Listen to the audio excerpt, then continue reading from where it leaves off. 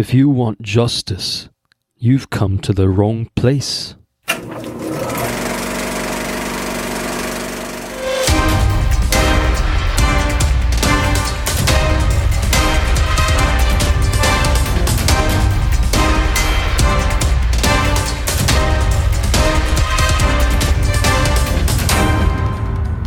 Welcome to Watch, Review, Repeat. This is the podcast where two best friends discuss the latest in film and television and then do it all over again the following week. My name is Colton Brown, and joining me is Andrew Meadows.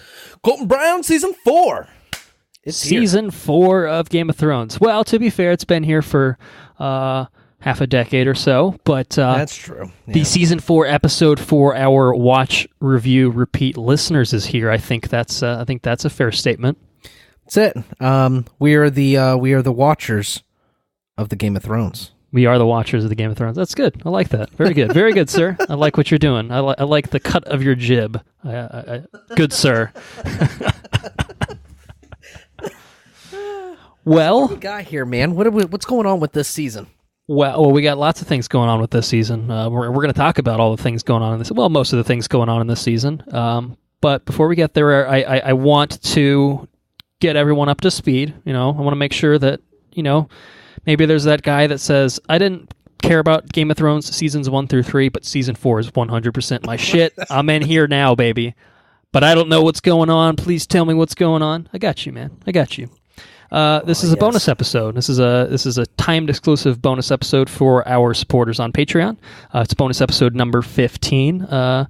Going for a year plus now on the Patreon. Very exciting, very exciting. But how this works, well, if you support us on Patreon through giving us $2 a month, donating us $2 a month, it sounds better than giving, you get access to episodes like this, in addition to all future bonus episodes on a timed exclusive basis, as well as early access to all of our regular episodes. So we are saying that if you want to stay on top of the Game of Thrones with us, if you're rewatching and you want to stay on time, with your rewatch, supporting us on Patreon is going to be the best way to do that. Otherwise you're going to have to listen, with the rest of the people that are listening on the regular feed. Which, if you're listening to this on the regular feed, very cool, very cool. We like you just as much as everyone else, but like I said, there's some incentive there. So if you want to, hang out with us and enjoy the Game of Thrones in the most optimal way possible, Patreon's the only place to do it.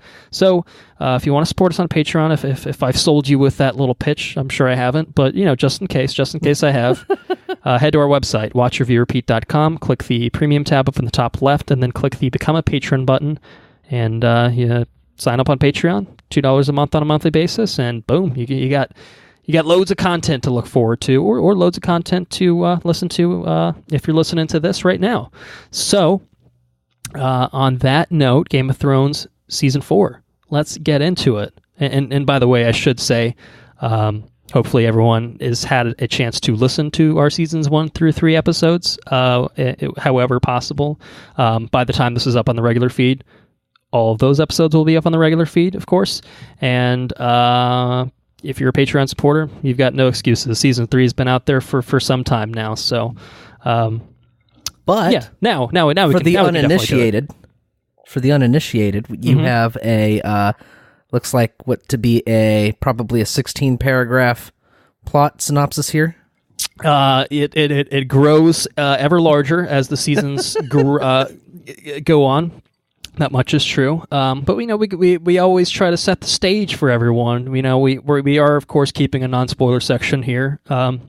I think you'll notice a trend with our previous episodes where it's like 15 minutes-ish of like non-spoiler talk, and then it's just 2 hours of spoiler talk or an hour and a half or whatever, and I expect to have something similar happening here. So, but at the same time, we don't want to have any listeners, click away because like, oh, well, I just want to know how it is without knowing everything about it, So it's a brief kind of condensed overall thoughts of it, but to set the stage for Game of Thrones Season 4, I will lay some groundwork here before we get going. It's adapted largely from A Storm of Swords, the third entry into the A Song of Ice and Fire book series, written by the incredibly talented writer, but incredibly slow writer, George R.R. Martin. Aired April to June of 2014. Showrunners David Benioff, D.B. Wise. Stars, mostly, I think, the same cast as season 3. I guess with some subtractions. Some subtractions we might get there. It might cover some of that in the extensive plot synopsis we'll get through shortly. So we've got Peter Dinklage, Nikolai Coster-Waldau, Lena Headey, Emilia Clarke, Kit Harington, Aidan Gillen, Charles Dance, Natalie Dormer, Liam Cunningham, Stephen Delane, Carice Van Houten, Alfie Allen, John Bradley, Jack Gleason, Isaac Hempstead Wright, Rory McCann, Sophie Turner, Maisie Williams, Gwendolyn Christie, added to the starring cast. Very good, very good. Very nice. Soft clap. Jerome Flynn, Conleth Hill, Christopher Hivju, also added to the starring cast. Very good, very good. Sybil Kekili, Rose Leslie, Hannah Murray, another one. Yuan Rion, and with Ian Glenn, he got special billing for this season, probably moving forward, if I had to guess. And we have to make a special note, of course, here too. There's a very special guest star for season 4 by the name of Pedro Pascal, who Andrew will alternatively refer to as Justin Timberlake. JT, my boy Jay. JT, they just look so much alike. They really, Google them. I think there's the website, I forget what it's called, but it's like justlooks.com or something like that. I guarantee it's millions of results for these two. Millions. I don't even know how it baffles me every time. The shit that comes out of my mouth. I don't know where it comes from or why I make the connections I do, because they don't look similar at all. Think we might be able to chalk some of it up to the alcohol. We're gonna blame it on the goose. I think that's what we should do. But season 4, the time is now to talk about the lengthy plot synopsis. Full spoilers for Game of Thrones seasons 1 through 3. This is the state of the realm of Westeros at the onset of season 4, and coming off of the back of season 3, some shit has gone down in a pretty massive way. So if you haven't made it, I guess, that far, cover your ears or skip ahead or whatever, just in case. But here we go. The War of the Five Kings is drawing to a close, but new intrigues and plots are in motion, and the surviving factions must contend with enemies not only outside their ranks, but within. The king in the north, Robb Stark, is dead, betrayed by his own bannermen, the Boltons and the Freys, while he was a guest under the Freys' roof. Robb's mother, Catelyn, and his wife, Talisa, along with most of the northern leadership, were also killed at the massacre now known as the Red Wedding, along with the entire northern army. Having already defeated Stannis Baratheon at the Battle of the Blackwater and secured southern Westeros, House Lannister stands triumphant. The crazed boy king Joffrey Baratheon gloats through the victory truly belongs to his grandfather, Lord Tywin Lannister, hand of the king and the real power behind the Iron Throne. As reward for their betrayal, Tywin has granted the Boltons rule of the North, and the Freys with nominal rule of Riverrun, though the castle remains under the command of Brynden the Blackfish Tully. Though the mainland of Westeros is mostly under Lannister control, there are still two factions defying them, the Greyjoys and the Baratheons. Ironborn occupiers remaining in the north are being hunted down by Ramsay Snow, bastard son of Roose Bolton. Ramsay holds Theon Greyjoy hostage, horribly torturing him at whim, but Balon Greyjoy considers his son as good as dead. Stannis Baratheon, as the rightful heir to his older brother King Robert, still refuses to surrender despite having only the remnants of an army. However, following the advice of Melisandre, he has focused his attention on the threat of the wildlings marching against the wall. The Lannisters only managed to win on the battlefield with the key support of House Tyrell of the Reach, which they won through promising a marriage alliance between King Joffrey and Margaery Tyrell, daughter of Lord Mace Tyrell. Queen Regent Cersei fears that just as the Baratheons become dependent on the Lannisters after Robert's rebellion, the Lannisters are starting to become dependent on the Tyrells, who are already insinuating themselves into positions of power at King's Landing. A royal wedding is to be held between Joffrey and Margaery, which will confirm the future of the realm. The only two kingdoms which have remained entirely aloof from the war so far are the Vale of Arryn and Dorne. While Lysa Arryn chose to remain neutral, former Master of Coin and new Lord of Harrenhal, Peter Littlefinger Baelish, has been sent by Lord Tywin to woo her with a marriage proposal now that he is a High Lord and a suitable match for the Lady Regent of the Vale. Nevertheless, only Littlefinger knows what Littlefinger is plotting. They get you with the writing of this. They get you there.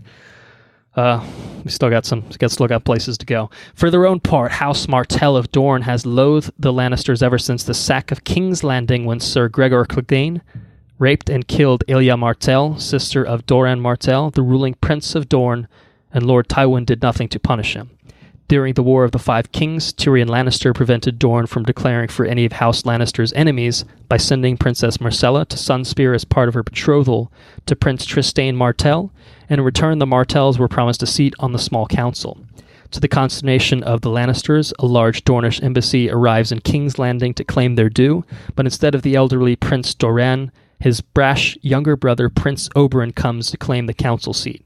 Oberyn loves the ladies, he loves the men, but most of all, he loved his sister Elia, and the Lannisters aren't the only ones who pay their debts. Oh, I see what you did there. Meanwhile, JT.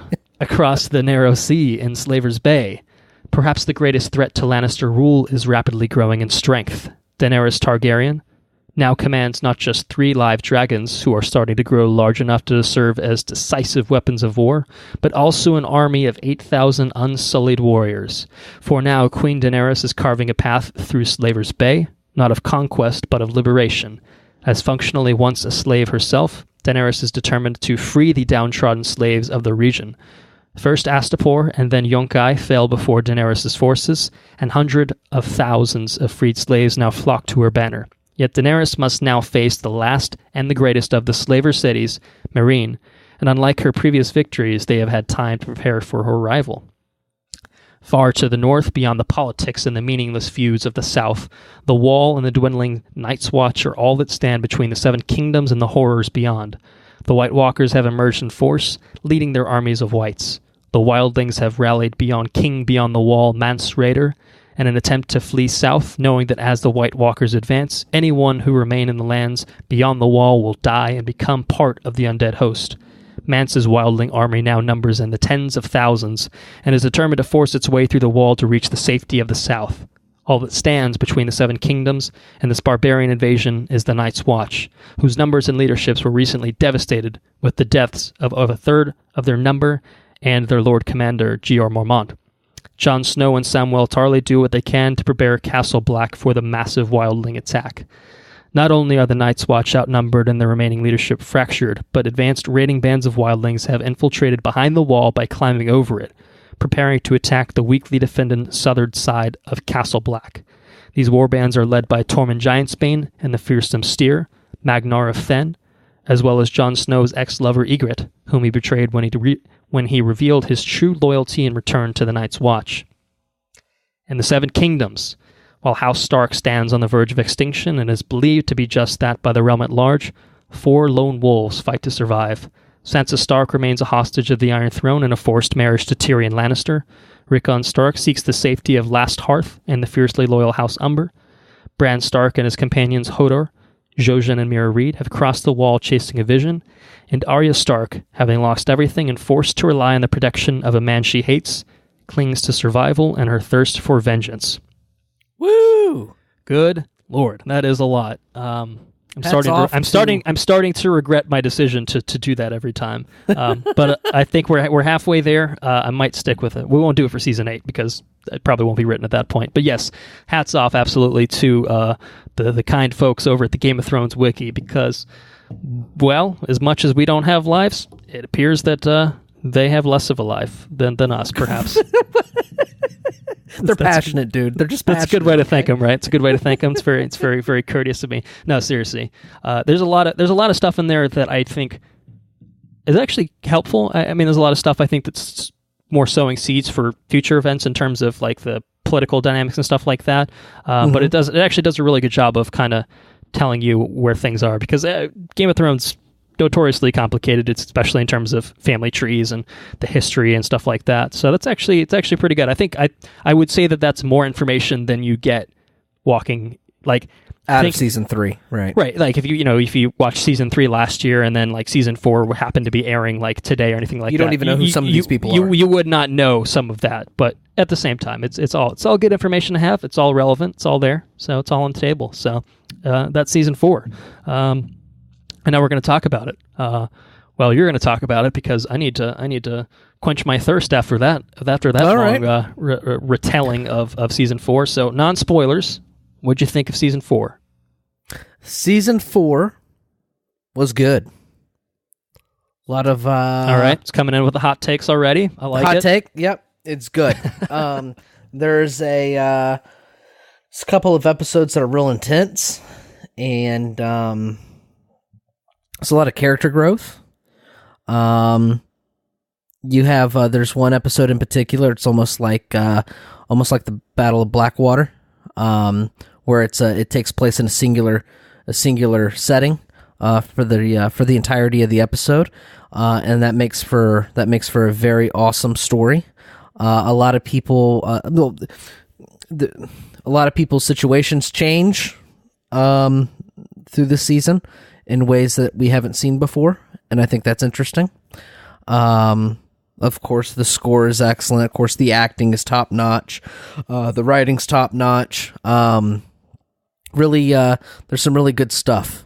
And I feel like characters are run through the ringer like always. And it's just more Game of Thrones, man.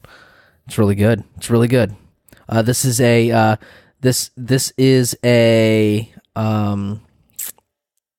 I would say it's a top tier season. It's definitely one of the stronger seasons, I think. It's not the best season, in my opinion, but I still think it's definitely a top tier season without going into my rankings. Yeah, so I'm all about it, man. I'm all about it. Well, you want a scorching take? Yeah, let's hear it. I think this is really good. It's really good. Yeah, Very good. I mean, oh yeah, I'm really stepping out on a limb over here, man. No, I think season 4 is excellent. I think that it absolutely continues the hot streak that Game of Thrones the trajectory I think continues for me overall. It's like season 3, I think really did an excellent job with the character work. I think that was the shining point of it. Even if it had a lot of shocking moments, but I think it took a backseat in terms of spectacle overall. And I think season 4's strength is that it takes a lot of the strong characterization, that sort of story dynamic from season 3, and then it gives it that dash of spectacle. You talked about the one episode focusing on a single setting. It's Blackwater-esque in terms of kind of the set, the way that it's depicted. It's different. It's very different from Blackwater, obviously because of the setting and because of the way it plays out and the whole dynamics that go into how that episode operates. But it's I think it's the best of both worlds from seasons 1 and 2 and 3. I mean, I think it takes all of the elements that have made Game of Thrones work to this point, and it really, to me, feels like it distills it into this package that continues to be incredibly satisfying, sometimes shocking, often shocking, I would say. I mean, not shocking if you know what's going to happen, certainly, but, it is interesting to still go back and watch it, knowing what's going to happen and seeing the build-up and the payoff when it does kind of lead to that, inevitable conclusion. There's a lot of great stuff here. It's I feel like there's not really a character that gets shortchanged. If I can think off my head, I mean, I think as is the case with a lot of seasons, some characters are that's the long game for some of them. In the case of I would say maybe Stannis, and we'll of course talk about all these characters, but I think someone like Stannis is a character that season 2 he was riding high, and then since season 2 he's been not riding so high, you know what I mean? So he's kind of a back burner type character, but still enough there that you kind of are like, okay, what's the angle here? And you get more of the angle, and I think that's interesting. Slow burn characters. Same thing with Daenerys, as we've talked about every single season. Daenerys is still kind of that character of, well, I think moment to moment she's certainly been nowhere near as boring as she's interesting. Yeah, I will say she's interesting. I'll make such a bold statement as you just did, that she's definitely interesting. Season 2 was flat for her. I've said that I think probably 3 episodes in a row, but I think it's true, and I don't think that's true of any of the characters, at least off the top of my head right now. Thinking on season 4, I feel like everyone gets a good amount to do, gets some sort of good character moment or moments or arc or something to chew on, and obviously not everyone has a payoff in terms of that. Some do. Obviously that's just the way that the nature of a show like this works is, lots of big shit happens for some people, and some people, they're still playing the long game. That's they're playing the Game of Thrones or whatever. So it's another good season. Yeah, it's another great season. I would say. I feel like, seasons 1 through 4. That's a really impressive streak overall. I would say. To have this consistent, I think, quality overall. And to be fair, we have an arbitrary rating system for these seasons, but none of them are glaringly. None of them are. It's hard to rank them. You know what I mean? I think that's true. Yeah, I feel like any ranking system. I guess if it's not, I don't really know that we could statistically rank them. Otherwise, they'd be tied. But it's all subjective viewpoints. I think that's true. It is subjective, yeah. So but it's. What I'm getting to is, you watch a lot of other television shows, or you watch a lot of sequels and this and that, and there's a clear line. This is significantly better than the other. There's clear drop off season to season, like the CW stuff, for example. To cite your favorite network of all time. Even not to do CW, you could do like Agents of S.H.I.E.L.D., right? Agents of S.H.I.E.L.D. had a significant improvement amongst certain seasons, right? You can see it. But this is, like you said, it's a lot more consistent, and it's good. It's good. You should watch it. Of course. I feel like the fact that we're doing obviously eventually 8 episodes on Game of Thrones. I think that should be a pretty good suggestion of our general feelings on the show. I don't think we would. Right. This is a show that we've seen all 7 seasons that have been released as of recording this. So it's no secret that we obviously cared enough to do that, and it wasn't like a, God, this sucks, I'm going to hate watch the shit out of it. Like, it's nothing like that. You know what I mean? It's even if there are ebbs and flows, I think in terms of the show's quality, I think we haven't spoken about that yet. I don't feel the need to bring that up in terms of season 4 or 1 through 4. Really, I think if you're doing your seasons rankings or whatever, and we will do that actually later on. There's very little separation between any of them, and I think that's probably what you're saying is due to the consistency. Like if you told me season 1 is my favorite of the first 4 seasons, I'd look at you with a straight face and be like, okay, yeah. I that doesn't offend my sensibilities in the slightest. I would have no issues with that whatsoever. So like it's so hard to draw the line. This might be stupid. This might be a stupid thing to say, but I'm just going to go ahead and say it. I have been on record saying stupid things. Okay, so season 4 brings in till episode 40. If you were to say that there was a show called Game of Thrones and season 1 was 40 episodes long, like it would be, you could tell. It would seem like that. It would seem like it was one concise season. Like it's tight. The whole thing's tight, and it's real good. Yeah, and I think you can see that the plotting, I think, continues to be intricate. I think maybe kind of what you're saying is this is still there's a major through line through all of it. I think season 1 is like the calm before the storm in some ways, and then season 2 is like the shit happening. Season 3 is most of the shit happening, and then season 4 is kind of the falling action from that. And then I think season 5, I haven't watched any of it yet.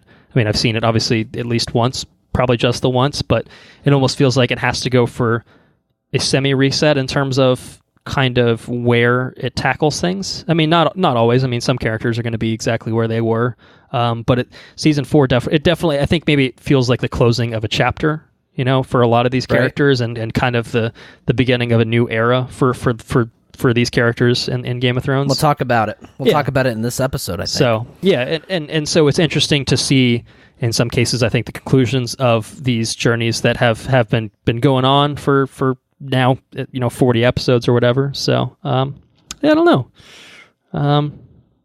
Well, do you have any other non-spoiler thoughts you want to talk about? No non-spoiler thoughts. We just need to dive right into the spoilers. Get to dive right in. We've been dancing around it for too long. I understand. Let's do full. Been doing the dance of dragons. You know what I'm saying? Oh yeah, sort of. I mean, well, you know, maybe not. It's kind of. I think they've pulled some book elements into this one, so I'll take that. Full spoilers for Game of Thrones season 4. I think the general game plan is to do how we did it with season 3. Ended up being a long episode, but I felt like it made for the most, in my opinion, my very objective opinion, the most well-rounded discussion we had of both the general story beats, I think, and also kind of the character moments. I think it allowed us to do that. So I think maybe we could do the same thing we did in season 3. I think we started with the biggest kind of... Actually, I don't know if this is entirely true. There's a lot of holy shit moments, I think, in the last 3 episodes here, particularly 8, 9, and 10. Yeah, definitely. But I think 9, the Watchers on the Wall, I think that's the big spectacle piece. So I was thinking maybe we'd start, not necessarily just with that episode, but I think maybe with all the characters that eventually arrive at Castle Black, that their journeys culminate, and episode 9, the Watchers on the Wall, which again is this big, massive Blackwater-esque spectacle battle, the biggest fire the North has ever seen, et cetera, et cetera. Giants, fucking giants. Well, I mean, Jon's story, essentially, as your main character for that locale, right? For the past 3 seasons, it's been there's a king beyond the wall amassing a massive army, and he's going to march on the wall. For 3 seasons, we've been hearing about it. They went beyond the wall to investigate it. Jon joined the wildlings in order to investigate it, to infiltrate their ranks. And this is the culmination of all the things happening. This is the peak of that whole story beat throughout season 1 through 3. That's right. We finally get it, and it does not disappoint. No, it does not. It does not at all. Epic. You got that giant shooting that bow. He gets down to his foo, and just impales that fucking guy. How many feet do you think that guy flew? I mean, it shot him way up in the fucking air. To be fair, that arrow is big enough that it probably pierced his heart at least partially. He probably died on impact from that arrow. But good lord, that man went for a ride. The amount. This is what I think. It's a lot of force behind that fucking. Physics-wise, I think it would just go through him. Like, why would it not just? Yeah. Why would it not just? It probably just it's like it fucking explode him if it was that powerful. Right. Yeah. Because it is pretty ridiculous. Well, we did get some people exploding with the fucking scythe. So with the what now? The scythe going down the side of the wall. Yeah. God, that was the most badass shit. The fucking rake. Yeah. Oh, it was so good. Yeah. Yeah, really cool stuff happened in that episode. You also get a couple of really touching moments. You get Jon Snow and Ygritte. She got shot by that little boy. A little boy thinks he did something. He's like, yeah, you're welcome. And it was and there's a massive fight going on, and Jon's there, crippled down, and not crippled down, but he's down on his knees and sad, and it was really touching. It was a very sad thing, and they had that little exchange. It kind of made me may have gotten a little emotional when I watched that. But then you also have Sam, much higher, much more uplifting thing. I'm a man of the Night's Watch, Gilly. I've made a promise, and I have to keep it. That's what men do. He gives her a kiss and locks her in the fucking storage room. That was good. I got to say, as a side note, you sent me a snap of that moment. Do you remember what you captioned it? I think I said, "Find a woman the way find a woman that looks at you the way Gilly does." I think is what I said, right? The way Gilly looks at Sam, yeah, something like that. Yeah, pretty good. Because it's really fucking nice. True advice. And don't send her to Molestown because that shit ain't gonna work out. No. But yeah, Watchers on the Wall. You also they took Tormund. They took Tormund hostage, and after the fight, did it happen this episode? Does he go beyond the wall to burn Ygritte this episode? It happens at episode 10, but it's all, we can all lump it together. We don't have to go specifically episode by episode. I'm just trying to orient by location, I think, mostly. Okay, so I gotcha. But it's said. I mean, there's the Watchers on the Wall, and then there's kind of the falling action after the battle's over. Yeah. And I tell you what, something else that's really telling too is the amount of respect that Jon commands among the ranks of the Night's Watch. Yeah, it's awesome, especially in the context of the other people in the Night's Watch. I feel like I don't want to totally steal your thunder. You're fine, but the Night's Watch obviously necessarily gets, I think, the most play in this episode. Well, sure. But I think more so, and I think a lot of background characters, a lot more understated characters, also get more play. But it's like you said, even I think it's really great. Is like even he and Alistair, who have been at each other's throats for now 4 seasons, have kind of a moment of acknowledgement of like, hey, I don't like you, but we're gonna fucking fight as brothers and win this shit. Like it's actually a really cool moment because Alistair is just a fucking asshole for really the entire series up until this point, and then you can kind of see this. You kind of see this part of him that you're like, well, we've been identifying. I think at least I've been identifying with Jon this whole time, and you're like, you know what? He's not always wrong. I mean, he's still a prick. Don't get me wrong. But he's still a prick, but he has that speech about about leadership. You know what leadership is, Jon? Or bastard, he says bastard or whatever he calls him. I don't know what Lord Snow. Yeah, Lord Snow. You know what it is? Every cunt with a mouth questions your every move. You can't question yourself. Yeah, so it's a form. I mean, he's ill-informed and he's a prick and everything else, but you kind of get the insight of his character a little bit. You know what I mean? Because and you see Janos Slint for the pussy that he is as well. Yeah, he's always been that fucking guy. Yeah, so and then after the fight, Jon's super defeated. He's just he's very stark. You know what I mean? No, I mean he is half Stark, so right. Or I mean his dad was Ned, so yes. Yes. So anyway, yeah, you have what else do we have there going on? Jon, like I said, he kind of takes the bull by the horns, as he often does, and you can see that he's a natural born leader, which is really, it's really cool to see. I think why Jon's one of my favorite characters is he feels like he has something to prove and everything else, but he does it in an organic way. He proves himself in organic ways. You know what I mean? His character is very bold. Yeah. And I think it's interesting to, again, I'm probably cutting you off here, but I think it's interesting to think about Jon at the beginning of the season, where his mindset is, because obviously he's at the Night's Watch and he's sort of separated from the realm, but there's been multiple times where he's like, I've got to go fight with my brother. My dad got beheaded. Like I got to go defend my family's honor and stuff like that. But he's always, one way or another, found his way back to the wall. And I feel like now with the context of the Red Wedding, his brother's dead, his sort of mother is dead. Obviously Catelyn didn't like him very much, but at the same time, yeah, he's a man of the North. He's obviously going to respect her and be saddened by her death. And he doesn't know where his sisters are. He probably thinks his brothers are dead. Like Jon's in a pretty dark place in terms of his family. So like the Night's Watch, even if it is intended to be, they are his brothers. They're sworn to be his brothers. Like he really, I think, has to lean into that. And then moreover, the Ygritte connection too, of and his whole family shitting on him too.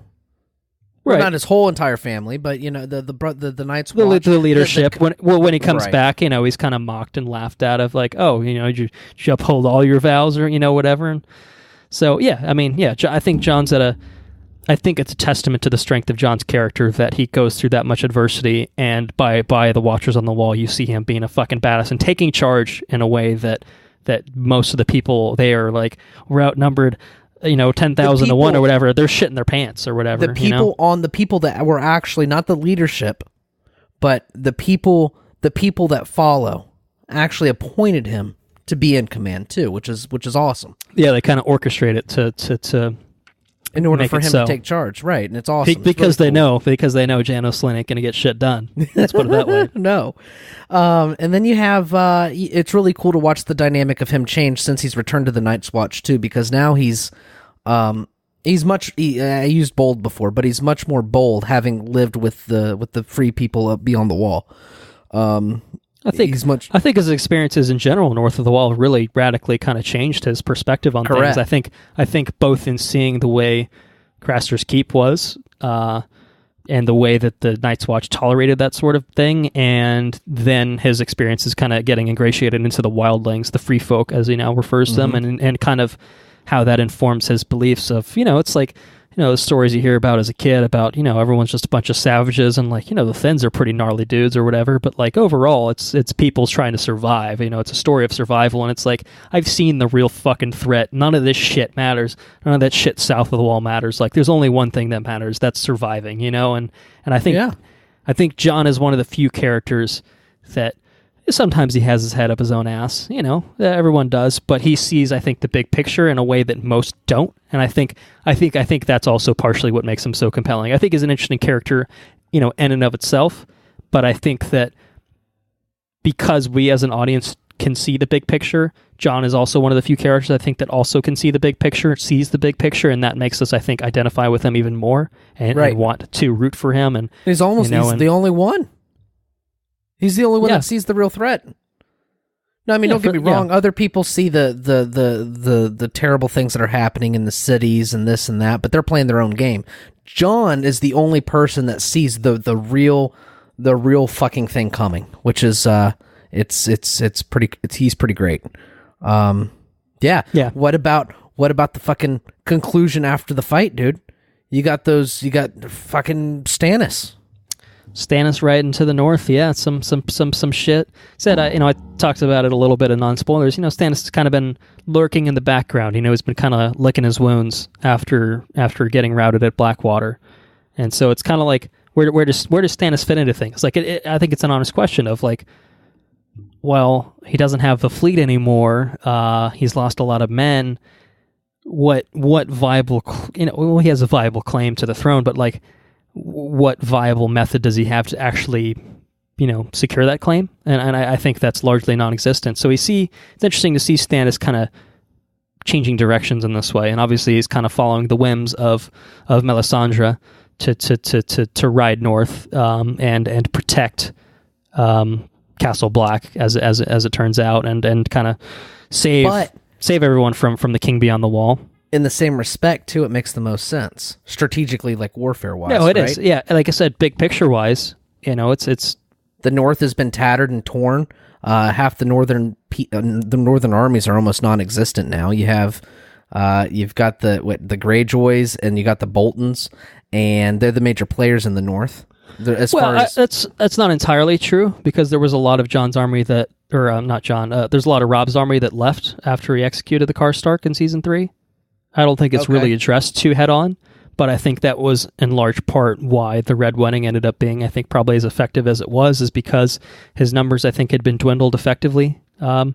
But if he can escort, and not saying this happens yet, because I actually can't remember if this is what happens, but if he can gain control of the Wildling army, and in conjunction with his army, and march south through the war-torn north and take control of all that, and then continue south. That's true. Like, yeah. If his goal was to amass forces, I think that's probably true. I'm not sure if that's his intent necessarily. I mean, obviously, we don't know. We don't know, but it seems like would be a logical thing. I honestly, in the same way where I don't entirely recall exactly what happens after this point, which is the nice thing about it's why we're rewatching it. In fact, right. But I didn't really get that as Stannis' intent to create a new army for himself. It was more of a defending the integrity of the realm. Like I sensed, and he did ask Stannis him to kneel before the king. Yeah, I think it's Stannis protecting. He's like, this is our shit. Get the fuck out. That's the way I kind of read Stannis' motivations there. And I mean, again, it's all motivated from the fact of like, the real war is in the north or whatever Melisandre says when she sees some spooky shit in the flames or whatever. But I think that's kind of how I see Stannis. I think I agree. I think there's definitely strategy to be gained from doing that, because at this point it's kind of just like what recourse does Stannis actually have? Because it's like he doesn't have the forces to go march on King's Landing. No. Even after the events that happened, during the season happened. At this point, you can't. Nobody's allying themselves with him. No. What houses are allied with him? Nobody. He's just doing his own thing. Well, and he goes to Bravos to kind of secure funding, and I guess he ends up getting some backing, right? From Bravos. So it seems like say how it much, seems like but... seems like things are starting to tilt in his favor, but they're not at a tipping point just yet. But maybe the move of going to the wall, maybe that's the tipping point. I don't know, but It doesn't happen here. But it certainly changes the tide of the battle for the Night's Watch, who was severely outgunned and outmanned. Even if they managed to kind of, I mean, basically they talk about it as much as, you know, the whole events of the Watchers on the Wall is Mance testing their defenses and basically whittling down their people, you know, the Night's Watch to effectively nothing. Like if Mance had swarmed them all at once, they'd be done. I mean, I guess probably the biggest thing is, well, you know, he even says there's like a party that went like 3 miles to the other side of the wall, you know, we're like, yeah, you're going to be fucked one way or another. So that Stannis' decision really does alter things in a pretty significant manner. And with the purported amount of the wildlings that are part of Mance's army, then thinking about that many people south of the wall, that causes real problems for King's Landing and for really all the people in Westeros, and that's not even to speak of those 3 dragons that are out there somewhere doing something. Right. You know what I mean? So yeah, it's interesting. It's interesting to see the way the plotting kind of unfolds, to see how that kind of really, that dynamic in the north really, I mean, it swings on a dime, really, you know, with Stannis' arrival. Like that's a pretty big fucking deal. Big power play, right? It's a pretty big fucking deal. So, well, on the subject of anyone else up in the north, I want to round that out so we can move on. I guess we've kind of lumped in Stannis in there as well. Do you have any other thoughts on Stannis generally as well? No. Like I said, he's mostly just kind of doing, you know, just kind of hanging out until he makes his big fucking power move, you know, and, I and he made it. The heights of his character stuff, he went to Bravos, and he went north of the wall. I mean, that was pretty much his big place for this season. I think I looked, he's only in, I want to say like 4 or 5 episodes, so he's not so frequently in the season to have much more happening other than that. But I wanted to shout out again, just to round this part of the discussion out. I wanted to shout out three members of the Night Watch in particular. I wanted to shout out Ed, who was a fucking boss, and I believe survives the events of the Watchers on the Wall, if I'm not mistaken. I think he was atop the wall for most of it. The long-haired fella? Yeah, that's right. That took control of the battlements, or what is that what it's called? The top of the wall is the battlements? I'm not sure if that's true, if it's on the top of the wall, because I don't think it's not like a castle or whatever, but yeah. It would be true if it was a castle? I think so. Okay. I wanted to shout him out. I wanted to shout out Pip, who had a little bit of courage, you know, and took an arrow, I think, through the throat, possibly from Ygritte, to the neck, yeah. And so that was pretty brutal. Died in, you know, Sam's arms, and you know, he was a steward. You know, he served the realm faithfully. But it was a sad moment, certainly, to see a character I think that's been around since season 1 to kind of go out in that kind of pretty horrific, unceremonious manner. And Grin and company took down a fucking giant in the inner inner tunnel or whatever it's called. Like some pretty badass shit. The last of a dynasty that's been around for what, tens of thousands of years or whatever the fuck he says. Something like that. Yeah. Lifted up the goddamn gate. Yeah. He just fucking picked it up. He was pissed. The Giants, man. The Giants are fucking unfair. But, I mean, I guess they overcame them. You know, they dropped some fucking oil and fire and shit on them, and, you know, they managed to spook. They spooked the mammoth. The mammoth. Giants worked out pretty riding mammoths. It's pretty fucking epic. It's so so you don't get much more epic than a giant riding a goddamn woolly mammoth. Is that not the most? I mean, it's pretty badass. On top of that, operating a giant ass bow and arrow, impaling a dude. He flies off the wall and then just lands in the one shots, dude. The amount of one shots that happen. That's right. There's the one. Well, there's one I think particular kind of more extensive one shot that kind of like pans around like the entirety of Castle Black. That was fucking cool as hell. It was cool. Yep. It's really cool, man. A lot of intricate workings happened in this episode. That episode, The Watchers on the Wall. I also, I don't think we'll go back to Jon after this. I want to talk ever so briefly about Jon's little party up to Craster's Keep to take care of Carl Tanner. I was a fucking legend in Genelli. was a fucking legend. We can see that Craster's Keep is not in any better state than it was under Craster. It's actually probably under a worse state than it was under Craster, believe it or not. It looked much worse. That was, a memorable scene stealer, but he was a pretty ballin' fucking knife fighter. There's no doubt about that. He was very talented.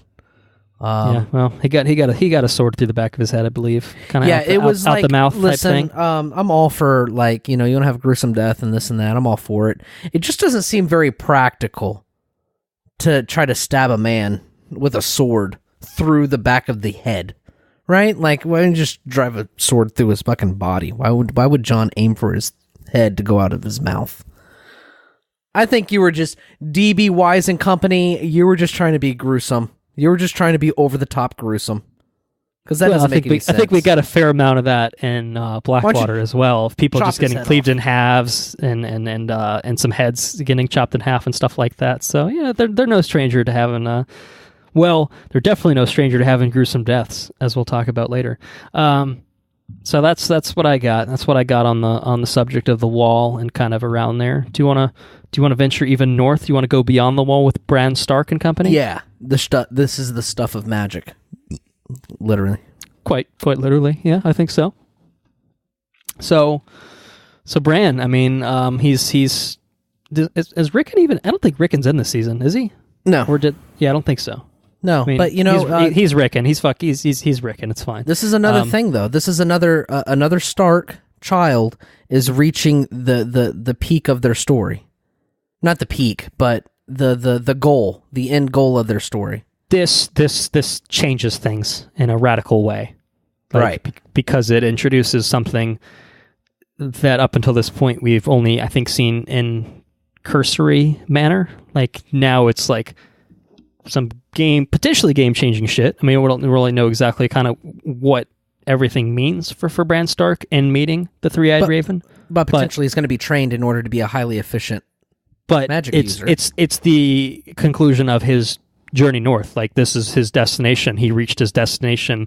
We see him reach his destination, have kind of this brief conversation, and encounter some fucking crazy-ass shit. They get the mythical children of the fucking forest. Well, so they get ambushed by whites, saved by the children of the forest. Then he meets the Three-Eyed Raven, who seems to be kind of one and the same with this fucking, werewood that he's part of. Yeah. Or it's like some pretty weird shit going on, but pretty cool shit, I will say. Definitely some very cool shit. Very cool. We also we lose Jojen Reed. Gets stabbed No, he gets blown up too. He's definitely dead. I was like, he got stabbed a few times. I was like, is he definitely dead? And the way they cut to it was really fucking... It was brutal. It was brutal. It's just stabbing away. Just over and over again. And I think because it almost felt like so nonchalant in the way that it was filmed. Like, it was just like he was just laying there and then he's just getting fucking stabbed in the stomach. Like, it was the same way they did with Talisa and the Red Wedding. The same thing of just so visceral, I think, the way that it's shot. Yeah, visceral's a good word for it. Because you have the chaos that's going on, and then it pans out to where you can see his sister, but there's like an arm just going ham. Yes, it's super fucking. It's hard. Some of this shit's kind of hard to watch a little bit. It's a little gnarly. It's a little gnarly at times. Like I said, there's some other deaths in particular that are pretty gnarly. One in particular, we'll get to it again. But the children of the forest are alive. That's such a big deal. Yeah. Like I don't know if it's as big of a deal in the shows as it was the book. Because in the book, I don't think the lore is really quite as clearly laid out in the show. I think it's I think there's the intrigue of, okay, what the fuck's going on here, kind of, just little kid that looks like a little forest kid throwing fucking pumpkin bombs or whatever. It's like, what's going on here? We know what I mean. Like, I think that's probably the general show watcher reaction of, okay, things are getting weird in Game of Thrones. Right? Like, I thought I saw the weird. I thought I saw all the weird. But I didn't see this. I didn't see this coming. In the books, they're referenced. I mean, I don't know. There was I haven't read all the books, but from what I read, when I saw it for the first time, I just got super, super excited because, I mean, they're a large part of the books. They're a large part of the lore and everything. They're a large part of the world and the history. And they're still fucking alive. obviously, I mean, you see only one of them, right? And you don't know what their numbers are or anything else, but presumably if they're living in a bunker under a tree, there's probably a few of them. There's probably a few of them. Yeah, I don't know. Maybe. I mean, seems logical. I agree with your assessment. There are few of them.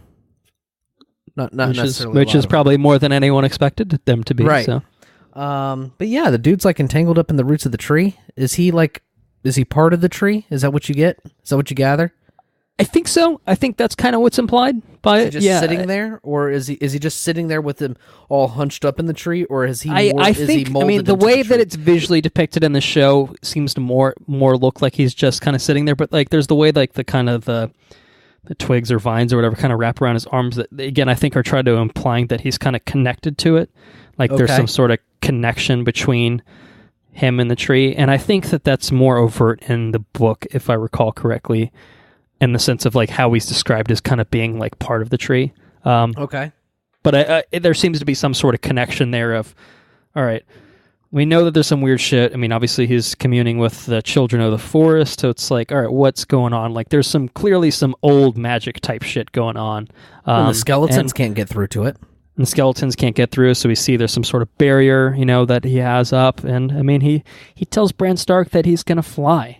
I mean, you'll never walk again, boy, but you will fly. I don't know how to fly, so that seems like it's kind of some pretty wild shit. So I don't know. I think, yeah. I mean, it's probably leaving more questions than giving any more answers. I think is probably where it is. But again, it is really kind of this like Bran Stark is. I mean, he looks like a fucking old ass man. By the time this season was filmed, I think he's got a mustache. But he's been watched and beckoned far beyond the north for what years? I mean, they've been on this journey for years. I think too. I got distracted by Bran's rapid aging. Like I said, it didn't seem like they really addressed that at all. But I don't really know I don't really actually know what the span of time is supposed to have been. What I like, do since season one or whatever. This was referenced in one of the episodes with Jamie Stark. Jamie Stark was in that prison for like he was. I know, but you were talking about the timeline. I'm just going to go on a tangent here. All right. Well, before you go on your tangent, please tell me who the fuck Jamie Stark is. Oh shit! I got the names wrong. This is why I get people confused with Justin Timberlake and everything. The Tito's is setting in. Jamie Lannister. Yes. All right. And the Stark camp is that in the Stark camp? He says that he was in that Stark camp for I think a year and a half or 2 years. Okay. Okay. So just that one instance alone, the brief time that we see him in the camp, a couple of years elapse. So the timeline's kind of it's not clear. I think that's one fault of the show in general is that it's never quite clearly laid out exactly. I mean, I don't know how they would really get around that other than title cards of like 3 months later. Like I don't know how to do that. Right. I'm seeing that's been the only reference point solution, though but that's the only thing that I can think of that actually references. Like there's clearly been a passage of time. Like I said, I just don't know. How long it's actually been to be, if just to go back to what I said, should I look at Bran and be like, oh yeah, he's obviously aged, 4 years or however long it's been since season one, because that is the end time, the end season kind of timeline that we're in series timeline that we're trying to follow. I don't know. It doesn't matter that much. I mean, I think the later seasons, they start to kind of time travel a little bit or they travel my map, I think a couple times where like because like I think even like the journey in like season one from King's Landing for Bobby B and company up to the north is like said to take like a couple months on the King's Road or whatever, and at a certain point they're just kind of just like, yeah, they just get where they need to go, it's fine, it's a TV show, don't worry about it. But that's not here. I don't think that's really applicable here. Anyway, I think we're starting to get into the rambling phase of this. So Bran Stark, I think overall, I think that's kind of roughly where we're at. I think it's the conclusion of his journey north, and it's the beginning of a new journey with the Three-Eyed Raven, one that will almost certainly be picked up in a future season and or future seasons. I would say probably not season 5. If I had to guess, it wouldn't be season 5. I can guarantee it's not season 5, but. And I also want to reference his abilities, His abilities are increasing. He's able to hop into Hodor. With the kind of more frequency. Yeah, it seems to have pretty good amount of control. And he's also the shots with Jojen visualizing the tree in the end. I really like that. His hand catches fire. He's kind of out of body a little bit. He's not really he's talking to him, but he's seeing other things. He's seeing the weirwood, and he's seeing his hand on fire and everything else. And it was that was pretty cool. But I think that's pretty much all I got on that front. Yeah, certainly a thread to be picked up on a future episode. I think that's safe to say. Well, let's jump around. Let's who do we want to hang out with next? What locations do we want to pick? I'm going to let you pick. You got your pick of the lot? Let me pick? I will pick. Putting you on the spot. Ooh. Let me reference my notes. Hold on 1 second while I pull up my notes, because I haven't referenced them. I did take notes, and I don't want to I feel like last episode I may have been a little rambly because it's like, hey, I took these fucking notes. Let me spit them all out. But let me take a look here. And so he goes back to the well to look at his notes yet again, learning no lessons from the past. My first note. Yes, very well. Proceed. JT is a total badass. JT, of course, being Oberyn Martell. Oberyn Martell. He easily, he's one of my favorite characters from season 4. Well, do you want to talk about King's Landing? Because there's a lot of shit that went on down there. Or do you want to? It almost feels like we should save that for later, because we will save it for later. There's a lot of shit that's probably a capper type thing, I think, for the discussion. If I had to guess. Yeah, let's do. We got the North. We've got Dany's story over in Marine. We've got let's take care of. Let's take care of lots of people name their swords. Lots of cunts. Let's talk about their journey. Let's go to wherever the fuck Arya and the Hound are. I think they're making their way slowly but surely to the Eyrie, I believe, and they do in fact make it at one point. They make it to the Bloody Gate. But yes, Arya and the Hound. You're telling me something about this character pairing before we started recording. I figure you should put that on the record. Yeah, I feel like as many shows do, or as many movies or whatever, they find new ways to develop characters by pairing them with different people. I think that's common practice among different shows. So season 2, God, no, I'm going to try to recount this after some Tito's. Season 2 was, I think my favorite one was Arya and Tywin. That's right. Okay, they have a lot of growth, a lot of insights. I'm confirming what you thought, because you already told me. They do a really good job of in that season. They expand on Tywin's character. I mean, and Arya has growth as well, but they expand on characters that haven't had a lot of play previously, right? So Tywin's been referenced, but now he's expanded upon as a result of that pairing. Season 3 was Jaime and Brienne of Tarth. Both characters, Brienne of Tarth is largely, you don't know anything about her coming into the season, but Jaime, for the most part, up until this point, has been he seemed very two-dimensional, but as a result of this pairing, he's expanded upon, right? There's a lot of growth there. This season, I think a large bit of growth comes to the Hound. And Arya is, once again, she is heightened and she gets expanded upon and she continues to grow.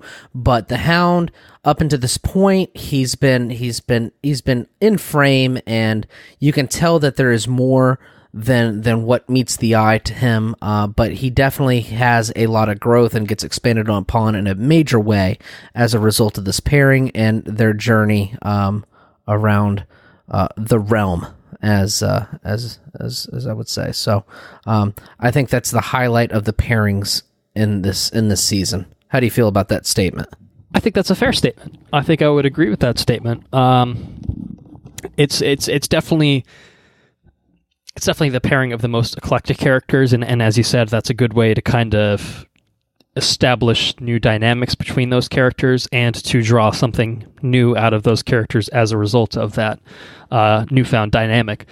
So yeah, I mean, Arya, well, and then this is another thing, coming right off the Red Wedding, where both of those characters were present, sort of on the outskirts of it, and Hound was basically like, we got to get the fuck out of here, girl, and so they bail immediately once they kind of catch wind of what's happening. But then, they set off on this journey, and the Hound's, the Hound obviously has this. I think if anything, we've seen hints of it with the way that he treated Sansa and seasons past, and the way that he is still protective of Arya in this season. His ultimate claim is, I'm going to go and sell you for money. Like, that's kind of his grand plan. And I think the Hound's the kind of person that absolutely would do that. Like, I don't doubt that. But at the same time, you still see there's something deeper there, I think. I think he's kind of a lost soul in this world, I think at his core, I think he's a knight. He really is a knight. That's what I think. Yeah, I think, he kind of...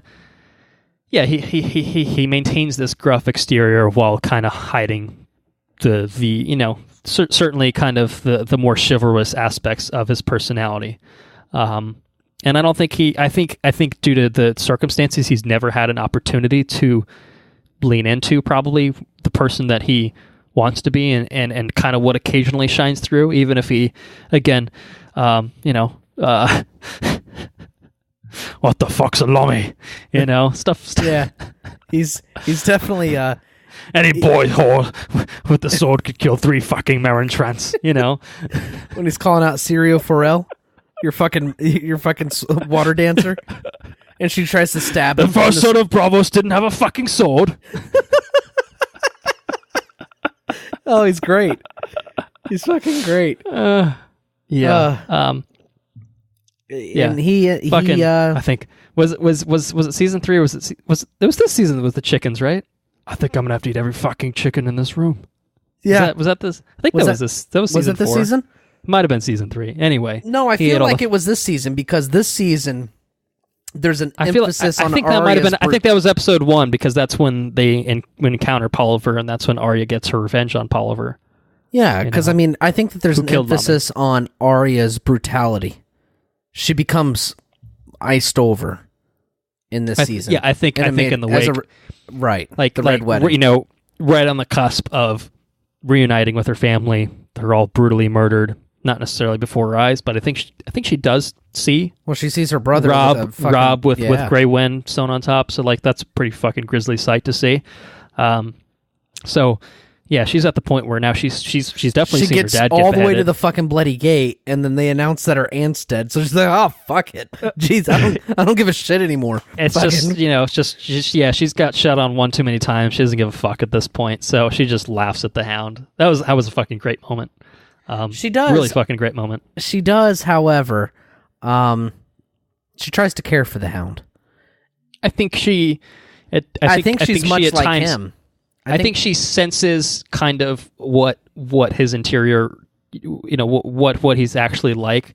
But she's at the same thing. She's learning that maybe by example, like I can put up this exterior while still kind of housing this kind of interior. And I feel like that duality between these characters, and I feel like there's a maybe not with Arya and Tywin as much. I find it hard to draw the same conclusions, but very much with the duality between Brienne of Tarth and Jaime Lannister.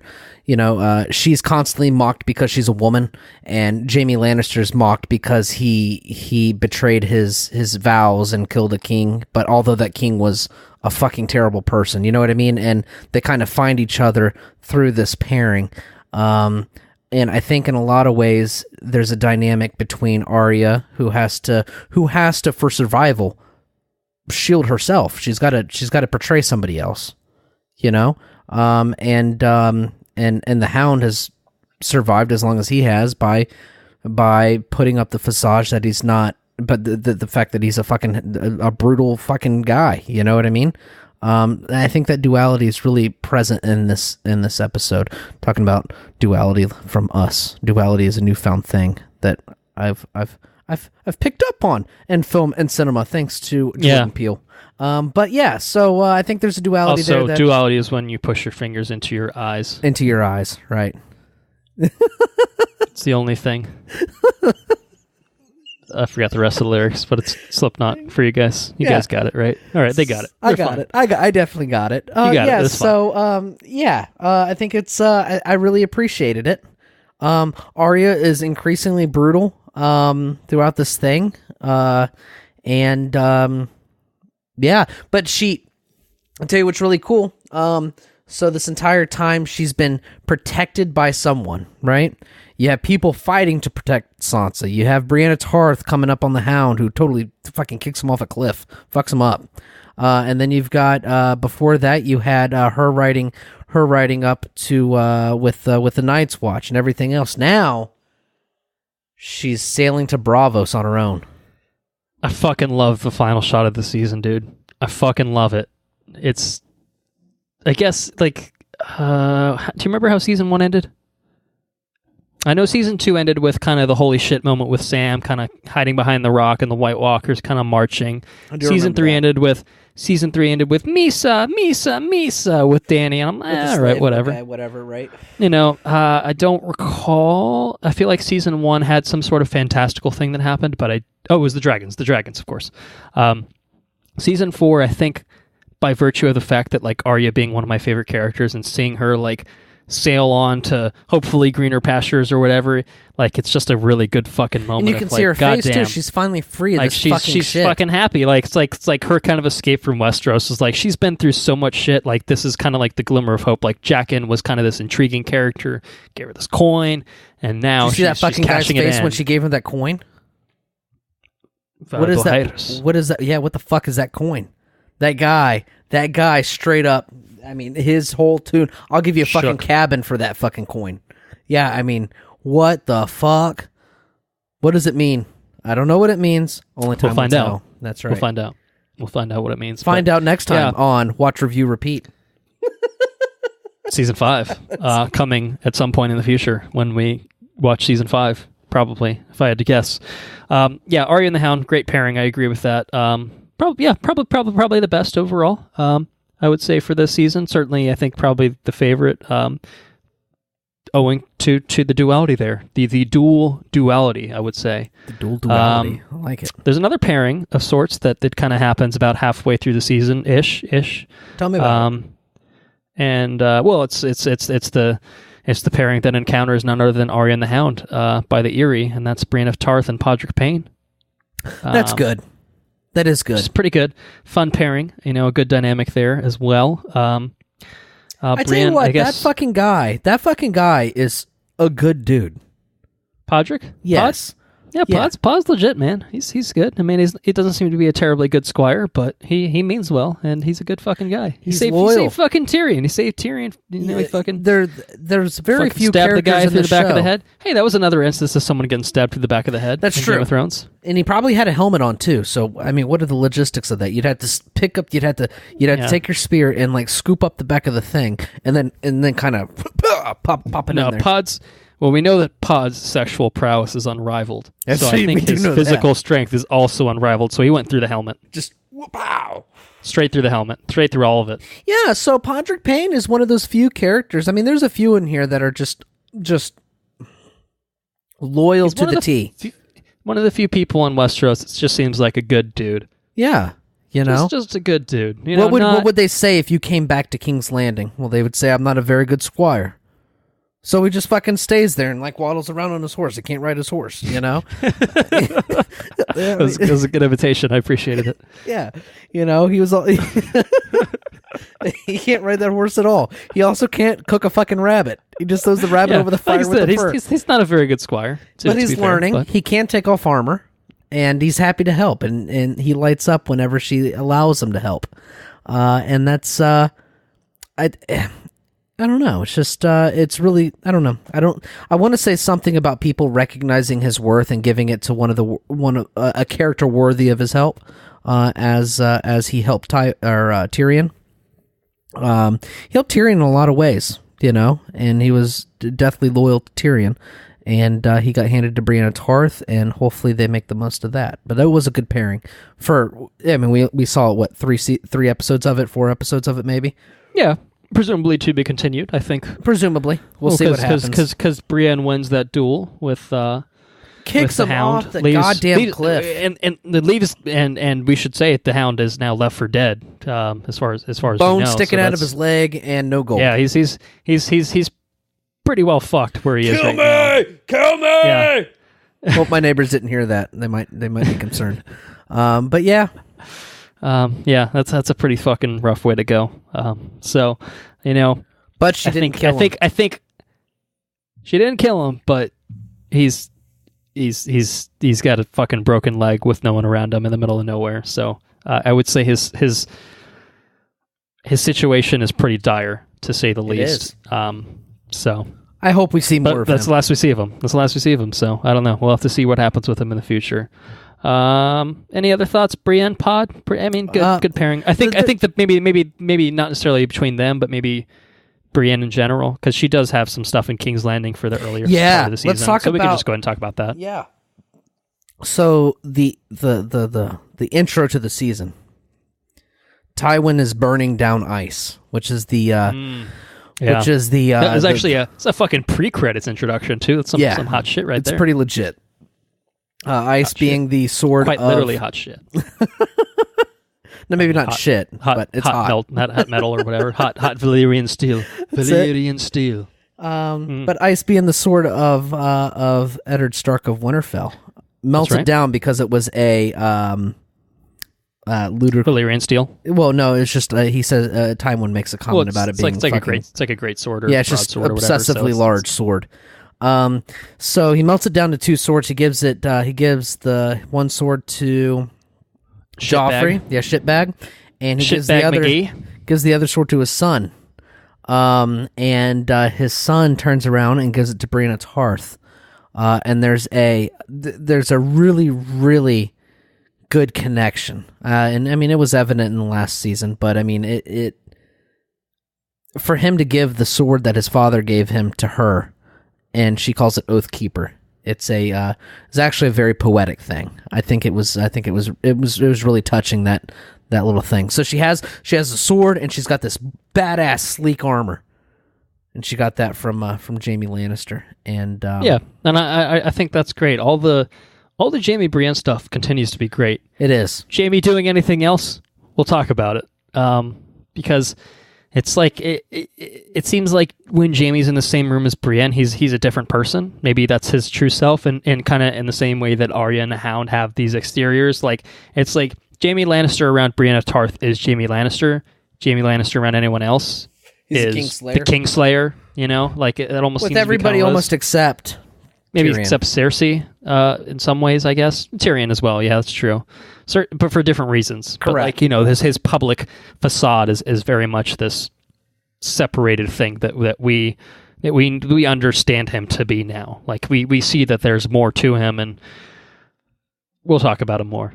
But what he does have with Brienne certainly plays very well, very strong continuation of their material. And yeah, Oathkeeper. That's a good name for a sword, even if only cunts name their swords or whatever. I think it's a good name for the sword. Certainly better than fucking Widow's Wail. Good lord, shitbag McGee. What are you thinking over there, fuckwit? He didn't even name it. He asked people at his wedding. What should I name my sword? Fuck off. Widow's Wail. Widow's Wail. I like that name. I like watching bitches cry. I'll name it Widow's Wail. You cunt.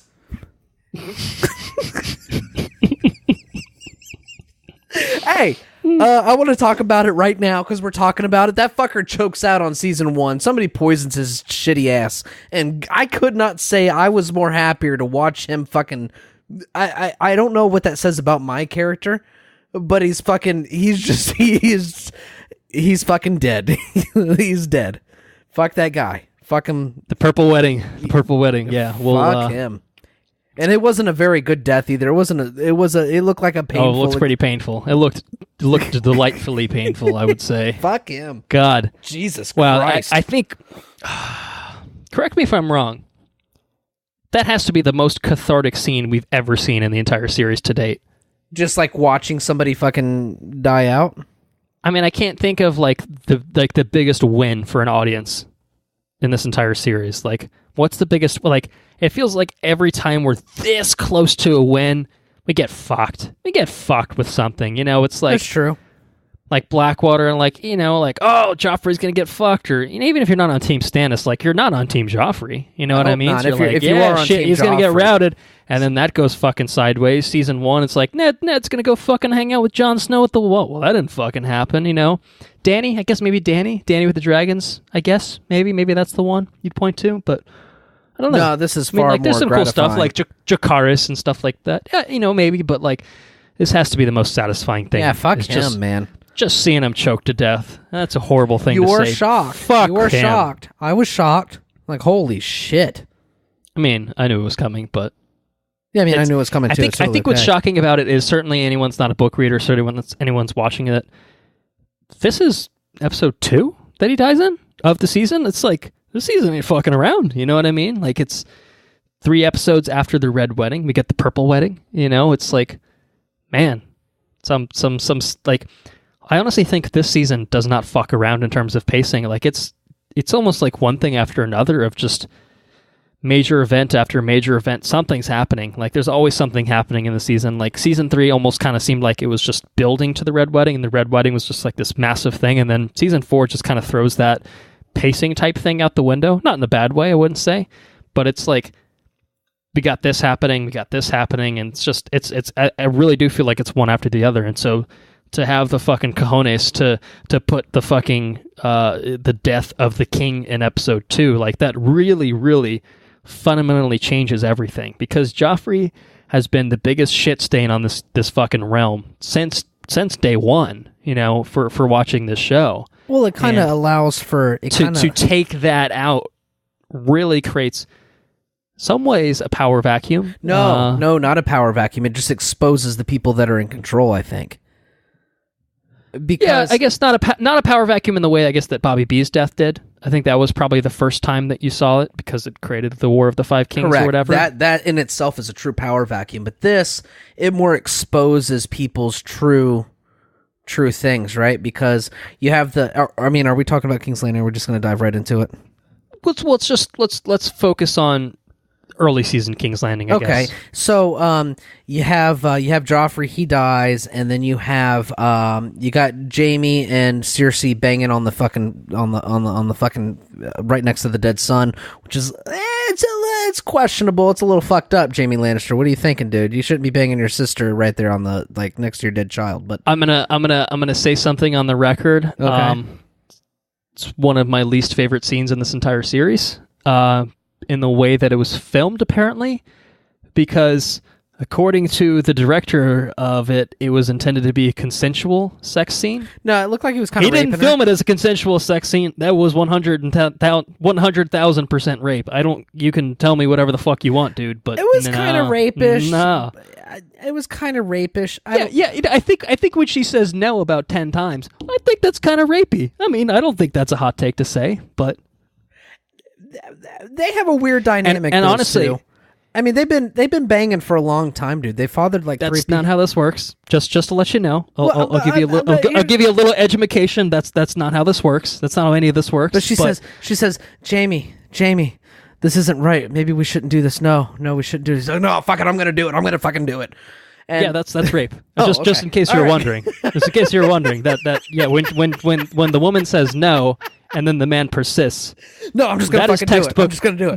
That is textbook rape. I think that is exactly what the statute and probably most states of this nation would say. Sometimes no means yes. Know what I'm That's saying? not true at all. That is in fact actually completely inaccurate.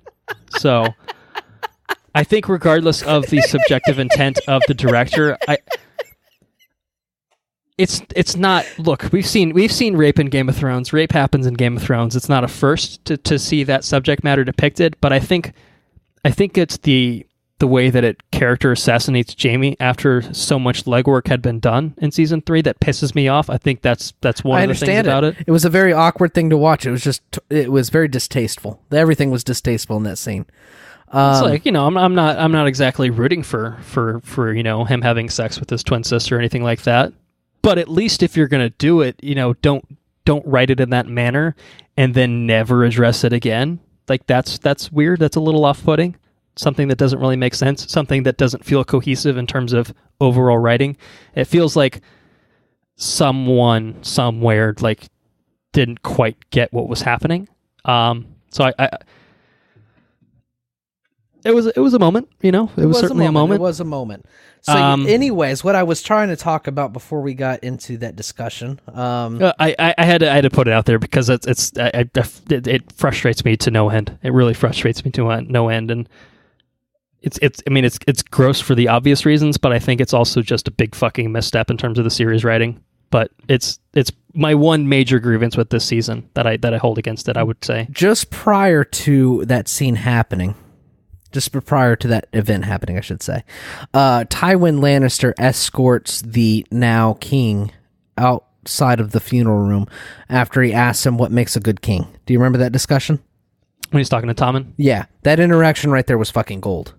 Yeah, that was awesome. That was gold. And now, I mean, I feel like Cersei knew that, you know, Poppy's pulling the strings all along. Everybody knows who's in control, but it's very evident.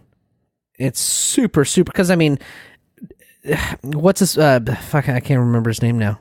Joffrey is very much a loose cannon. Nobody had control of fucking Joffrey, right? You can have Tywin in there saying, I'm going to control him, but even still, he's a fucking loose cannon.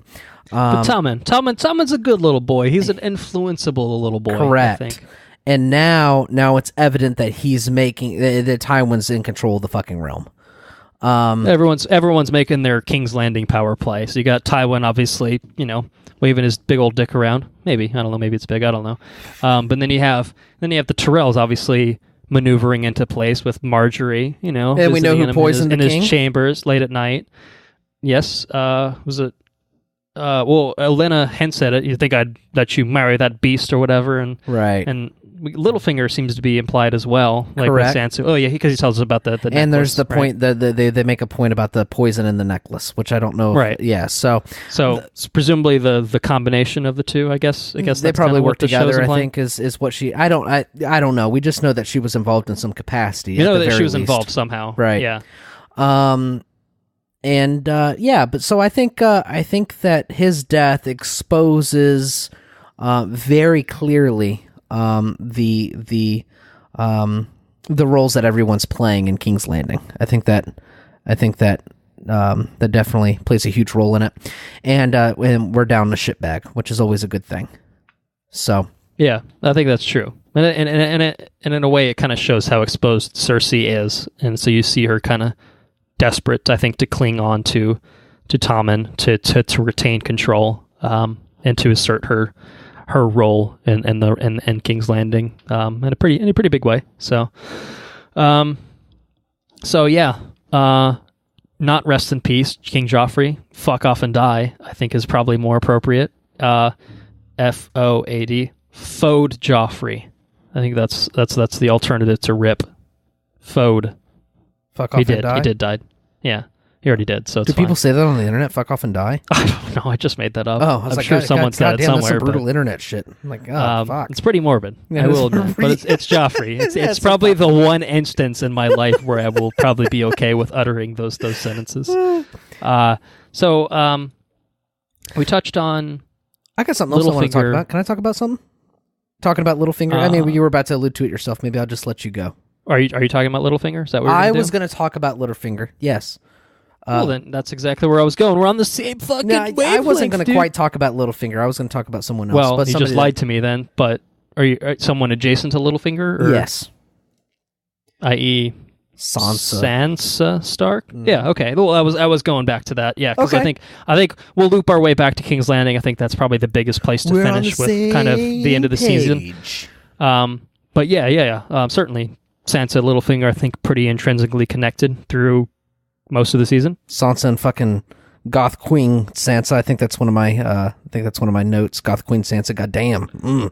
Yeah, she dyed her hair and she's got fucking shoulder pads. Shoulder pads is like that's a fucking crow feathers. Shoulder pads is a fucking fashion power move, I would say. Yeah, for sure. You don't fuck with anyone wearing shoulder pads. Black neck. You don't fuck with Sansa. Listen. I'm going to tell you something. I'm going to get real right here in this fucking microphone right now. I'm going to get real. Let me learn you something good real here. Okay. Sansa's been one of the most brutalized characters this entire series so far. Concur? It isn't until I feel like every Stark in this season has reached the precipice that they've all been working towards. Sansa now has become, she's been manipulated, she's been held hostage, but now Sansa makes power moves. And I think that's gonna and she's in a real fucking good position to start making power moves.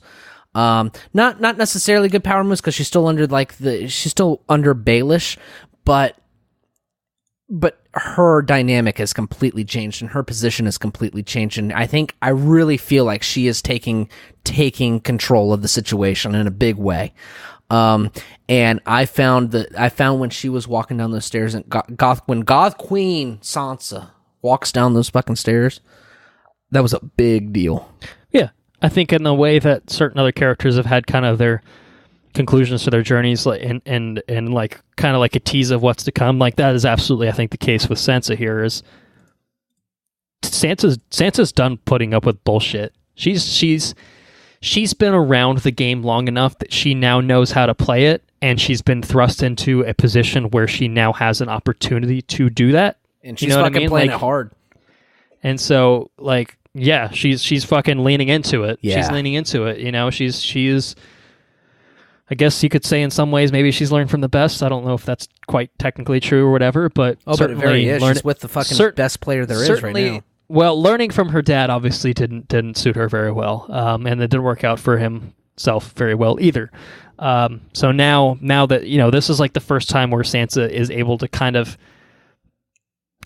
I don't want to say come into her own, because I think that certainly a Sansa without her experiences in King's Landing is a much more naive, very different version of Sansa. But this is a hard version of Sansa. She's in developed. The way that like Arya, you know, is kind of this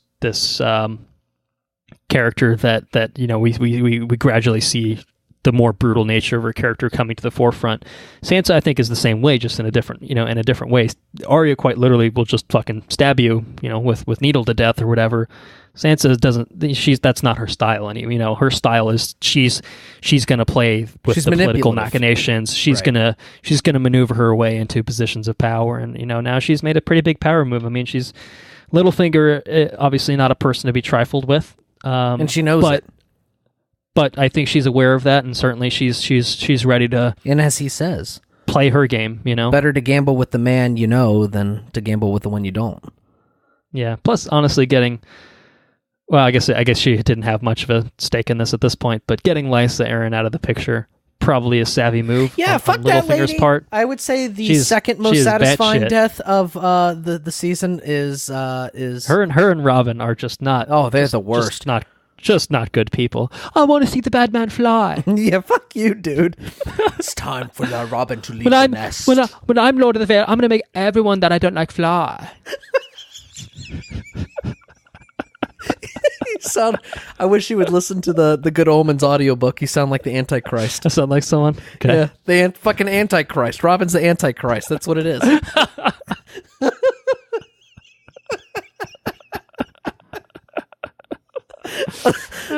Anyways, yeah, so Sansa really, she's moving forward. It's going to be a very interesting storyline. Moving forward with Brennan Stark, it's going to be an interesting storyline. Moving forward with Arya Stark, it's going to be an interesting storyline. And moving forward with Jon Snow, it's going to be interesting.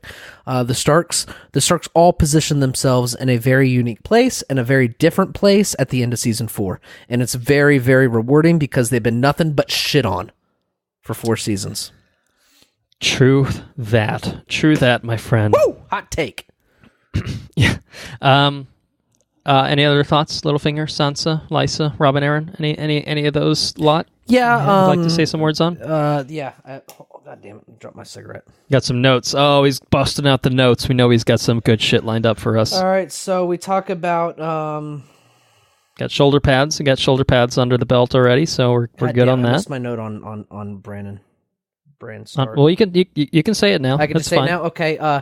He touches the Godwood, and I'm pretty sure you get a vision of the Night King, which the Night King has not been recognized yet or anything else. But you see him in the corner of the frame, and I'm pretty sure that's like episode 1 or 2, right? When Correct. That happens. Yeah. And then we see, I think, that exact moment in episode 4. Oh, do you? Yeah, because there's the one. I think it's episode 4 or 5. It ends with one of the White Walkers picking up the baby. Oh, and walking into the thing and bringing it to. And we see this kind of like ritualistic, ceremonial type thing, and we see like the Night King kind of like press the baby, and we see the baby turn blue or something like that. Like the eyes turn blue. Yeah, pretty sure. Yeah, that was like a end of one of the episodes. It was just like, that's what I mean. Like this season is just like that's the end of the middle fucking episode. Like episode 4 or 5. Here's some fucking crazy ass shit happening. Like so that's good. I actually kind of forgot that happened until you brought that up. So that's a good call. But yeah, I think if you probably dissected that vision, there's probably also more interesting things in there. I don't know anything off the top of my head, but I'd guess that there was probably other stuff maybe from the future of the season thrown in there. I got you. Like, yeah, I know. Yeah. I feel like I saw something, but it's been so long I don't recall what it was. It might have honestly just been that. Might have just been seeing that flash of the Night King. But this is what I got. I have. We did talk about Stannis and Miss Andre. She fucking lights her brother on fire. Or the wife burns her brother. Selyse's brother. So Stannis's brother-in-law. Right? Yeah, bitch is crazy. Yeah. I don't like her. But yeah, she's a true believer. Yeah, she's fucking crazy. You also have note. Good thing Joffrey didn't laugh until right before his death. I don't think that he laughed until season 4, right before he died. He's laughing so hard about the dwarves, the dwarves, yeah, playing their thing or whatever, and his laugh is fucking obnoxious. Like they killed him off immediately after, and they knew is like, oh god, there's only one solution to this right now. Otherwise, we've lost our entire viewership. And then I've got Cersei Cray blaming Tyrion for the death of her son. She's like, lock him up. My son just got poisoned. It's got to be him. Crazy. I feel like I don't know. Like Cersei loves her children too much. I think if that wasn't the case, like you could almost read that of just being like instantaneously blaming Tyrion of just like maybe Cersei had some shit to do with this, right? She did, but also this alludes to Baelish. Both of these notes. That fella is a knight after all, saving Sansa. And come to find out, he did it for coin. But he very much came across as a noble knight. You saved my life. I'm going to get you out of King's Landing. I'm going to deliver you to someplace safe. Sir Dantos. Yes. Sir Dantos Hollard. Right. Yeah. Didn't work out very well for him. No, it didn't. He got shot, and that was my next note. Nice to know some people don't change. Peter Baelish is still a piece of shit. Delivers her to the boat and then fucking shoots him. Yeah. Well. Yep. So better to be careful about these matters. Yeah. What's he say? A coin buys silence from a man for time. He's got some sort of fucking a bolt buys it for a lifetime. A bolt buys it for a lifetime. Yeah. It's good. Okay, so those are my notes up until the point where we're at. I also got Sam and Gilly is the best. Wall is looking. I don't know what the fuck that note was. I must have been drinking when I wrote that note. Was that not true of the other notes? Oh. We haven't talked about any of this yet. Okay.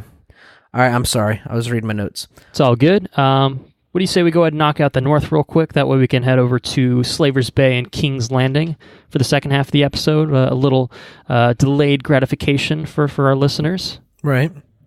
I don't know if there's much to say on the North other than, Bolton has apparently a stranglehold on the North. Look around you. What do you see to your left? What do you see to your right? What do you see in front? What do you see behind you? It's all fucking mine. It's all fucking mine. That's what he says. He says it. So we see a little bit of Roose Bolton, not too much, I think, in this one, but he's we a fucking dick. But we do get a good amount of Ramsay Snow and Reek. Reek, what's your name, Reek? Who's arguably more of a dick.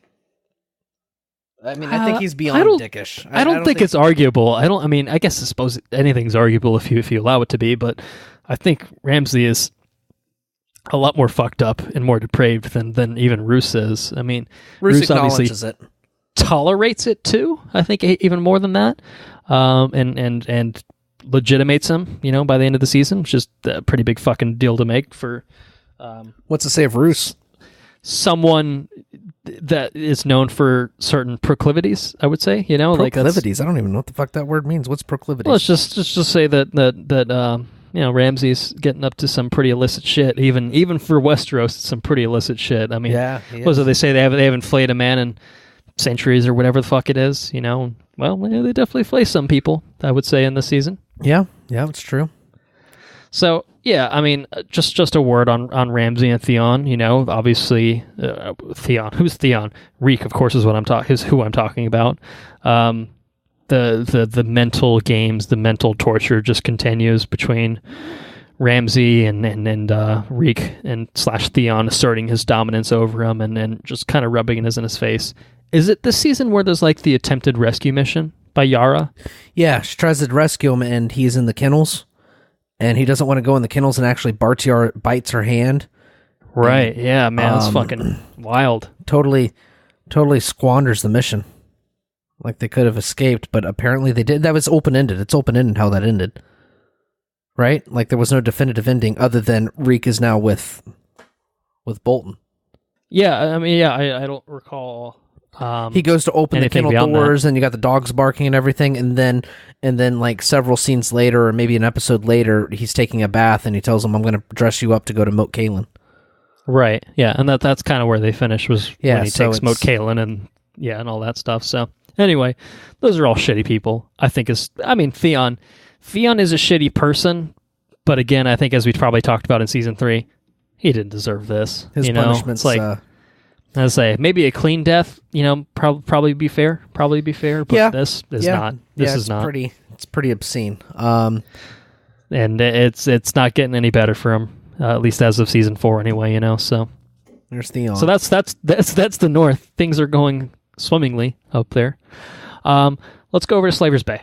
I think we've got some things to talk about in Slaver's Bay, particularly the city of Meereen. The third of these slaver cities on the bay. And this is, of course, where we find Daenerys Targaryen. It's worth noting that this is the oldest, most established city as well. This is the oldest what? This is the oldest city. This is the oldest, most pronounced. This is like the capital of all the slaver cities, I think, is I think the way it's alluded to. And it's badass. It's built on top of this giant fucking pyramid with the fucking the eagle woman, what was it, a harpy? Look kind of like a harpy, maybe. Harpies look like that, right? Yeah, sure. Okay, cool. All right, cool. Yeah, whatever. They probably don't have harpies, but anyways. I was gonna say before we continue to talk about Daenerys Targaryen, I wanted to address her by her proper title. Not sure if I have this right, but we'll find out. Daenerys of the House Targaryen, the first of her name. Queen of the Andals, the Rhoynar and the First Men, Protector of the Seven Kingdoms, Khaleesi of the Great Grass Sea, Breaker of Chains, Mother of Dragons, and Queen of Meereen. Is that about right? I think so. At the end of this, thereabouts. Yeah, well, they get Meereen pretty quickly, right? It's within a couple of episodes, and they have that giant show off between some guy that I don't know who he is, the guy that he was different. He was different in the prior season. Are we talking about Dario Naharis 2.0? Is that what we're talking about? That's what we're talking about. That's exactly what we're talking about. We should talk about that, but I'll let you finish your thought, and then we'll come back to Dario Naharis. Yeah, so you got the show off where, you sure you don't want a horse? Yeah, I don't want a horse. The guy comes out of Meereen, and he pisses in front of him, and then, because he's mocking the Unsullied. And then, the guy's riding his horse and he just like throws the knife in the horse or whatever. It's a pretty badass moment. Yeah, it's pretty cool. It was pretty badass. And then they catapult the chains of all the and then there's like a little infiltration thing, I think, with like Grey Worm and Jorah, and they kind of like is that this season? It might have been season 3, where like they go in and they're like no, she couldn't possibly break that was the previous season. It all blends together. This season they catapulted the chains in to motivate the slaves to take the city. The slaves actually take the city for that, and the Unsullied that I think sneak in. Because remember they sneak in through the fucking gutters or whatever, the sewers, and they give all the slaves swords, and then all the slaves. Yeah, that's what I was talking about. Oh, was that it? Oh, Yeah. they did infiltrate the city. I thought you were talking about where Mormont and everybody had that standoff with the 4 of them, and then they came back and took the city. No, yeah, that's what I meant, was when they kind of, well, because they're like dressed as slaves and they go in and they arm them. Yeah, okay, that was this season. That's what I was, in my mind. I don't think I described it probably as well as I Which is interesting. There's it, a lot of interesting dynamics to this. She's learning the intricacies of leadership in ways that she hasn't learned before. Well, yeah, right? the whole back half of the season is her like, okay, she's conquered, or she's freed or liberated, or however you want to frame it. But now it's like, how do you maintain that? And that's correct. That's the bigger. How do you rule? That's a very different thing than and she's learning all of it in stride, and it's actually really compelling. One of the previous cities that she's taken, she ends up losing, and she ends up sending homeboy out to go conquer it, and now she's dealing with the aftermath of her dragons. Her dragons are fucking scorching her followers and scorching their flocks and everything else. So she ends up having to fucking chain them away. And then the big black one flies away somewhere. Like that one's gone missing because she only chains up 2. Right?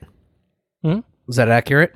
Yeah, I mean, you described him as a big black one. I was like, oh, it's a little racist, but it's fine. Well, he's a big black dragon. What the hell do you want me to say?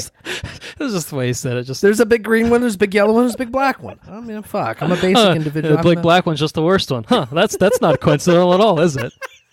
I mean, it's not your fault, but I see where the writers are coming with this. Huh.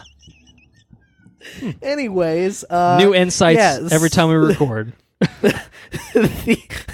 Well, I don't make this shit up. That's the way it is. So anyway, she's locking up the dragon. She's having to deal with all that stuff. So now she's I feel like she's sufficiently learned how to conquer. I feel like she is a conqueror at this point. She's very much that Targaryen instinct is coming out in her, I think, because the Targaryens are constantly talked about as conquerors. Very seldom are they referred to as sufficient rulers. You know what I mean? If anything, the opposite, really. Right, exactly. They're viewed as terrible rulers. What little bit we've actually got, whatever lore they've revealed in the show. So now she knows how to conquer. She's liberated the free cities in a very meaningful, just way. And now you have slaves that want to go back into slavery because their livelihood is now jeopardized. You have slaves that are or free people now that are getting scorched by their dragons. You got little kids getting eaten by the dragons. You got their fucking sheeps getting scorched by the dragons. And so now her struggles have changed, which is going to present more growth for her character in a large way. So that's cool.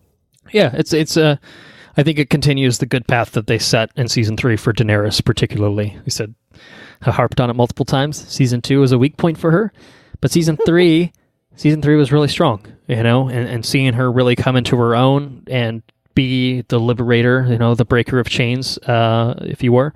And season 4 gives you more of that, but then it takes it to that next level of, well, that's all well and good, but you've conquered you conquered Slaver's Bay. What do you do with it? Right. And so really the back half of the season is challenging her on that front. And we see her get challenged multiple times, not only on that front, but also with a certain betrayal, which is a pretty big fucking deal. Which was known to us, but how do you feel about that? Well, you can tell it was a hard moment for her. She's a wonderful actress. Sometimes you can. Sometimes, she's bad sometimes as well. She's good in that moment. I think she's good in that moment. She has her moments. Yeah, she's overall bad actress. How do you feel about her? Let's talk about it. I don't think she's overall bad. No, I just think that she has moments where she's bad in the series, whether it's writing or direction or whatever. That is up for debate. I think she's one of the weakest actors on this entire series. If I had to go that far. But she's fine. It's a tough role for sure, I would say. Yeah. It is a tough role. It is a tough role, but I do think she nailed the portion of the betrayal really well. Yeah. She stays stern, but you can see that she's troubled, and it's especially when he turns and walks away, you can see she's deflated. And it's but yeah, anyways, let's talk about the betrayal itself. Right. I mean, it's interesting because it's something that we as a viewer have known since season 1, that Jorah was spying on Daenerys for King's Landing. And you know, I think as someone that, you know, like Jorah and Daenerys have been kind of interlinked this entire time, all the way through, as far as the viewer's concerned, we've seen that Jorah has really had this change of heart, where obviously at one point he was like, I want to go back home, or whatever. Now it's like, I found this new cause, but of course he can't tell her that. And now it kind of comes back to bite him in the ass in the worst way possible. And it's like, you can't blame Barristan for doing the right thing, you know? Barristan had no wrong. He was 100% completely right. Right. And like, you can't blame Daenerys for feeling super betrayed, because, yeah, I mean, in effect, she had been spied on for a while, probably even past the point where Jorah had his change of heart. Like, he was still probably, to some extent, kind of looking back on that, going in, you know, in his habits and stuff like that. And we know Varys isn't the worst, doesn't seem to be the worst person in the realm or anything like that. But at the same time, it was a clear betrayal by Jorah of Daenerys, and one that he concealed for now years, presumably.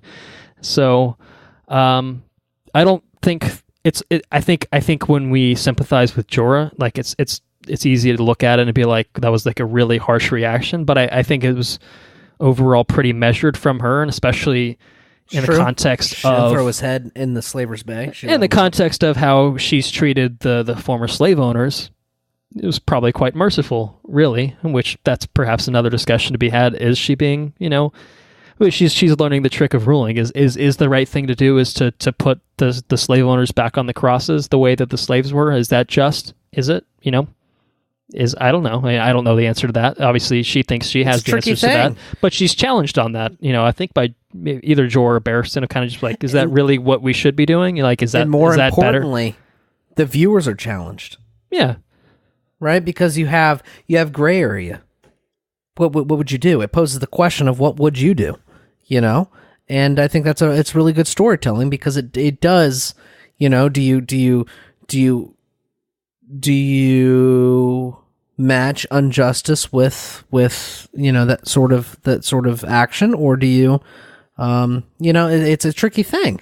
Well, they can live in my new world, or they can die in their old one. Because I mean, that's the thing though, because if you go through and you liberate Meereen, you liberated Meereen solely by liberating the slaves. You won that city by liberating the slaves. Obviously, the majority of the people in that city wanted to be free of those slave owners, right? But then there's the gray area where there are people that were just happen to be part of the gears in the machine, so to speak.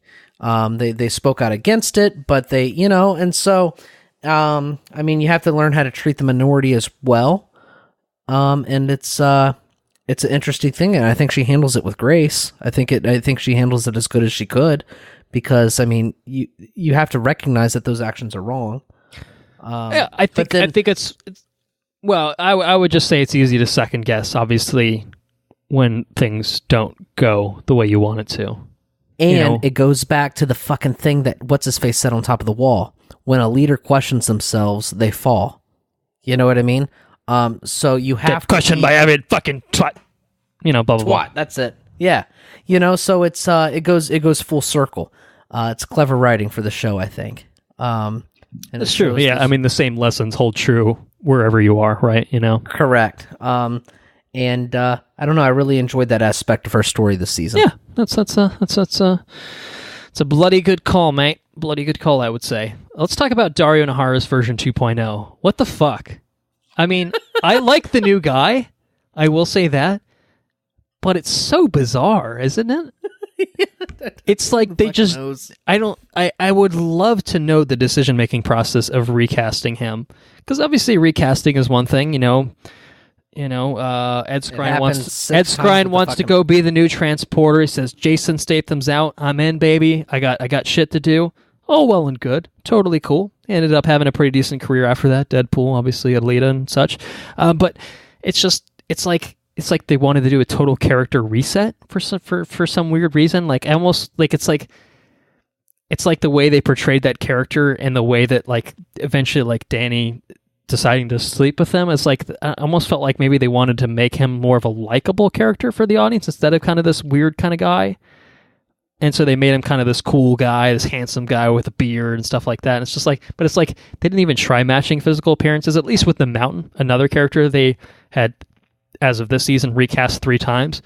I mean, they kept the broad strokes. He's a really big fucking tall guy with a beard, and he's like, kind of fucking unhinged or whatever, like, but like it seems like Dario was like a weird kind of thing. It's like once they knew that the guy wasn't come back, they just decided like we're just gonna make a new character and call him Dario. Like that's really to me what it felt like.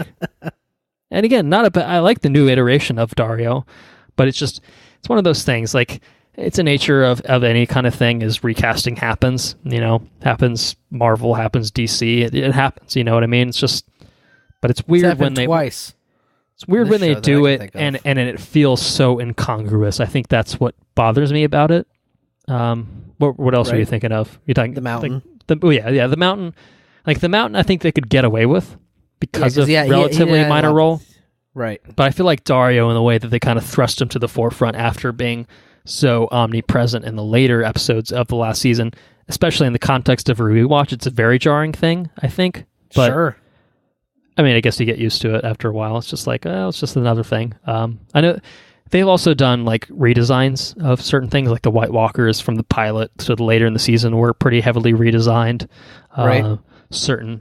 Somewhat of a spoiler, certain aspects from Brand's storyline that we already talked about, redesigned / recast later in future seasons, which we'll talk about if we remember to on a future episode. But anyway, it's not that big a deal, I guess. But it's nature one of the those show things that just happens over, I think, a decade. Yeah, I mean, it is what it is. It happens. Like I said, I didn't have a problem with. Like you said, it is a jarring transition. But it really doesn't feel like the same character. Like if you just told me that was another guy. Okay. Like, right. I don't think it would make any story difference either way. I mean, obviously he's the leader of the Second Sons, and I guess that's probably pretty integral to how he ties into the story and such. But I don't know. Anyway, Missandei, Grey Worm. Missandei and Grey Worm are striking up some sort of something. Maybe I don't know how he's going to make that work, but if he figures it out. I don't think they definitively established whether they took. Pillar in the stones. The pillar in the they have some sort of euphemisms usually to dance around it, but the root and the stem is that what you're saying? Yeah. Well, I don't know exactly how they went about that with the Unsullied, but. I suppose that's a dilemma to potentially be solved in future seasons. Let me pose a question biologically. If you take the stones, and you keep the pillar, I don't think the pillar would work effectively without the stones. Not an expert on the matter, not a doctor or anything, but I'm pretty sure it can still work. But you think so? Don't quote me on that. And I guess Google at your own peril, I suppose. I don't know. I also feel like it would be disadvantageous to have a bunch of warriors without testosterone because, I mean, a lot of the testosterone comes from the stones. Yeah, that's true. That's definitely true. Maybe they kept the stones, just chopped off the pillar. In which case, that would be a very bizarre-looking anatomy. Yeah, not pleasant. Not pleasant for anyone involved. There would be a bunch of overweight fucking dudes just... I mean, at that point, you just take everything. I think at that point, you know what I mean. What's the point of even doing? I guess maybe we'll just keep you intact. We don't know how to figure this out. I'm done with this conversation.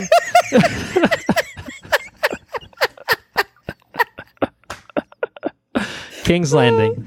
Let us conclude our location character discussion with King's Landing Part the. I've got notes. The back half of King's Landing, we get some pretty big things. I mean, obviously Tyrion's trial, I think, is probably the biggest thing that results from Joffrey's death. Tyrion, the accused, seems like evidence stacks against him by way of Cersei, most likely, and leads to his eventual sham of a trial. his proclamation for a trial by combat subsequently, and all the things that kind of happen after that. It all starts with Tyrion breaking.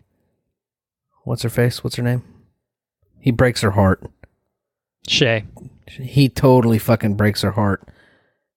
That was really when he tries to send her away. Yeah. In an attempt to quote unquote do the right thing, he just fucking stomps on her, man. It was really rough. But then come to find out she's in Tywin's bed. Jesus Christ. Oh man. To be fair, I think that I think you could point to Tyrion's conversation with her. I think if that doesn't happen in the manner that it did, it changes a lot of everything after that. It does. I don't think she was hanging around in Tywin's bed until probably after that moment. No, if I had to guess, not. You know what I mean? No, absolutely not. And she's probably in Tywin's bed as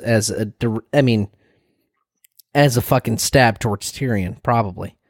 But maybe. I mean, well, yeah, on her behalf, yeah, certainly not. I don't think a stab intended to reach Tyrion by because realistically he wouldn't have any way to know that. But right, really fucked up. She the whole thing's really fucked up. But she wouldn't even. It doesn't matter how nice he asked. She wouldn't have left. It was a I don't know. It's a really fucking troubling deal, man. All of Game of Thrones is fucking troubling, but that was Tyrion did his best to fucking save her. In the only way that he knew how, and he felt to push her away. Super betrayed. He fucking strangles her, which is pretty fucking brutal. I mean, that's how you deal with shit in Westeros. That's how you deal with it, I guess. Then he shoots his dad on the shitter. Glad you qualified that statement. I appreciate that. Yeah. In Westeros. Yes, of course. Yeah, but then Tyrion goes in there and in a lot of ways frees himself from everything he struggled with for a long time. He fucking shoots his fucking dad with crossbows. Or with bolts, I guess, technically, and then with a crossbow. Bolts with a crossbow, sure. Whatever. Technicalities, whatever. I'll allow it. Well, the whole the whole back half of this King's Landing storyline, man, like it's really a lot. It's really a lot, isn't it? I mean, yeah. You have the trial. Of course, you have the trial, and you see everything again, like I said, it's just kind of stacked against Tyrion in this unfair way, and we know Tyrion's innocent. I think probably at this point, if we've been told as much that both Tyrion nor Sansa were involved in Joffrey's murder, even if they both probably would have liked to have been. And Tyrion as much, admits as much that he wishes he was the one.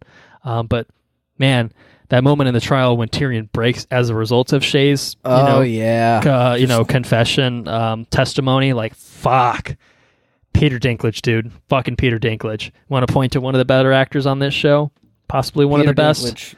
Peter Dinklage. Of course, he's top billed, so I suppose he's earning it. But, dude, really, really was incredible in the season. Particularly in that trial, particularly in like the scenes in his cell with Jaime, Bronn, and such. Man, that scene, like that's a heart-wrenching scene. Is fucking Shay going up there, lying through her teeth, and just she's obviously, she's really hurt by what Tyrion did and said to her. But again, it's one of those things, when we take a step back, we know that Tyrion meant well in what he was trying to do. Shitty thing to do, sure. But theoretically, an attempt to save her life, as it was, is kind of what the I think overall was intended to be. Is like, if you stay around at King's Landing, you're going to be discovered, and you're going to have a fate far worse than sailing off to some distant land and having being set up with some land or whatever. You know what I mean? Like that's the kind fate that Tyrion envisions for her. But ultimately, I guess it was her choice, and perhaps that's true. I mean, obviously, she but. Man, like just to know the truth of the situation and to hear her say all these things and to see Tyrion just so hurt. And obviously this isn't the first time Tyrion's been hurt by being kind of put into a situation that he had no control over. Right. With Tysha. Man, It was a really intense scene. Really intense scene. Really intense. Great scene. And Tyrion's confession as well is another, like, just the continuation of that. When you see him just snap when he breaks, and he's just like, I didn't kill Joffrey, but I wish I did. And I wish I poisoned every single one of you fuckers. Yeah. Like he does snap in a big way. And I tell you what was really touching too is when Oberyn goes to protect him. So he asks Bronn, will you protect me? Will you fight for me? He says, fuck no, I've been promised land and everything else. I'm your friend. I like you, but I'm not going to gamble with my life. I'm in a good position. I'm not going to fight the fucking mountain. His brother said he's really fucking big. He's really fucking strong. He's got a reputation. His brother says, listen, I got one hand. He's like, well, you could die and I could die and the whole family legacy goes down the tube, and that was pretty awesome, but he's like, trying to, it would be kind of grasping for straws and nobody's coming to his help, and then he doesn't know who else to ask, so he stops asking. He's just going to fucking get chopped in half by the fucking mountain, and then Oberyn comes to his rescue, and Oberyn, that when he starts choking up, he says, I'll fight for you. Old JT himself coming to the rescue. That's it. And you can watch him try to battle back. He does it really well when he has to fight back Tears, the actor. What's his name? Peter Dinklage. When Peter Dinklage has to, when he does this thing where you can tell that he's actively trying to stop from crying, but you could tell that it's coming. It's a really good, like, micro expression of just the actor himself. He's a super talented actor, and he's fighting back Tears whenever he announces that he's going to fight for him. And it was Oberyn offers his services. Yeah. It was really good. I think that feels like, I think it was an end of an episode. It was just like just seeing Tyrion's / Peter Dinklage's reaction there was enough to be just that was the holy shit moment to end an episode. And yeah, of course it was, so yeah, it's good. It's real good. Yeah. And then there was that trial. There was that trial by combat, the Red Viper and the mountain. Let me tell you something. Rides. You see the Viper stabs that dude in the fucking hand so quick in the brothel, and he's just portrayed as such a badass. And then he goes into the square there in order to fight, and he's a badass with that fucking spear. Like, I've never been so pumped up about a spear in my life. Like, I always thought, I don't know, if I were to fight, I would want a shield and a fucking sword, maybe a hammer, big ass hammer. That'd be cool. Maybe a big axe. That's cool. Like that bald motherfucker that wants to eat people. He has that big axe. That's cool. But what's his face is flipping around with the spear, and he's so quick and so agile. And it's like, oh man, he's gonna fuck this guy up. And the guy's so big. He impales people with a sword and just picks them right up with on a sword. He's crazy. But then he gets his head squished, and that was really fucking brutal. That was really bad. Yeah, I think I've somewhat alluded to this death, I think, a couple times this episode. That is in fact the one I was talking about. Man. Ooh, that would be... There was no indication that was coming. He was winning that fight the whole way through. Yeah, I mean, honestly, it was... Oberyn wanted that confession, and it's like, if... It's a big if, I suppose, but, if Oberyn went about things in more of a business-like manner, and wasn't so concerned with that, I think Oberyn did out... I think the mountain was overmatched, was not ready for that. I think that Oberyn... not concerned with toying around with them, and his hubris was his downfall, as is probably true of many Game of Thrones characters, but it was very evident with this character. Yeah, it was just like so close to greatness, but in Game of Thrones fashion, we had to have it pulled out, we had to have the rug pulled out from under us, and to see him go out in that fucking horrifying way, and the reaction of Ilaria, his Ilaria Sand, yeah, She's muse. a fabulous actress as well. I like her a lot. But yeah, I mean, her fucking blood-curdling scream. Paramore was the word I was looking for. His paramour. It's a good word. It's a good word. What the fuck is paramour? What's that mean? Oh, I mean, she's a bastard, if you will, but Dorne doesn't give a shit about that sort of thing, so it's acceptable for a prince to be with whoever he wants to be with. Yeah, whoever he wants to be with. Man, woman, whatever. It's fine. It's an interesting perspective. The whole Dornish perspective, I think, is interesting in comparison to the very uptight King's Landing folk. Fuck you, we don't hurt little like girls in Dorne. We don't like that. We don't hurt little girls in Dorne. Yeah. Dorne sounds like a fucking good place to be. Like I'd throwing some serious fucking shade over there. Like that's it's pretty good. It's pretty good. I really like Oberyn. Man. I really enjoyed Oberyn. I think for a season, I think that overall doesn't have very many new additions to the cast that I can think of. I mean, he's easily the biggest one, but he makes a fucking impression, and obviously it's a short-lived impression, unfortunately. Right. He's a character I would have gladly watched for seasons to come. But perhaps that's what made his death so impactful. But perhaps, part of that is his legacy, is the way that he came onto the scene and the way that he he entered the series with, and you know what was his downfall. And it was the same thing. But,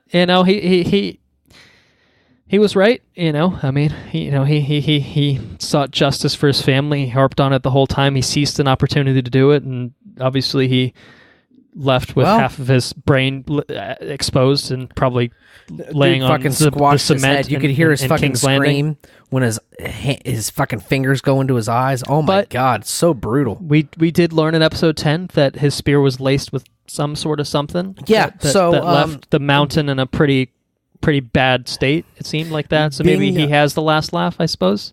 Being that I'd seen this stuff before, the person there caring for the swords was wiping the spears down. I don't know if you noticed that or not. Okay, but there's a quick snippet of a guy wiping. I know he gets one of his first spear breaks, and then he gets a second one. I just assumed both were treated with whatever poison he had on it. That's right. The first one I don't think really made an impact, but the second one, he cuts his calf, he stabs him in the chest. Right, yeah. But yeah, the squire or whatever sitting there wiping the spears down with a cloth, which is presumably laced with poison. So, apparently poison fucks him up pretty bad. They're taking him to the guy that treated Jaime with the fucking hand. Qyburn. Yeah, and he drives this giant syringe in there and starts squirting out. He starts pumping out his blood and stuff. So who knows what's going to happen to the mountain? But we do know in some capacity he will be changed. So we'll see what happens with him. But really fucking brutal thing to a character that I really thoroughly enjoyed. I really enjoyed that guy. He left an impression. Like I said, I mean, every time he was on frame, he commanded attention, which is really cool. And I think it's one of those things, like, I think this was probably my first exposure to Pedro Pascal as an actor, if I recall correctly, and we've seen him pop up in a couple things since, and it's like he's always earned goodwill in my books from this role.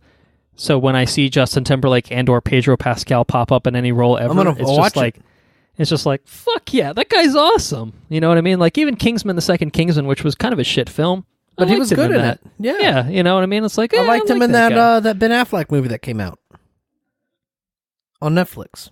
Oh, yeah, I didn't watch that. Triple Frontier? Is that Triple Frontier, yeah, that's it. Yeah, I liked him in that. It's a good cast. Yeah. So, incredible actor.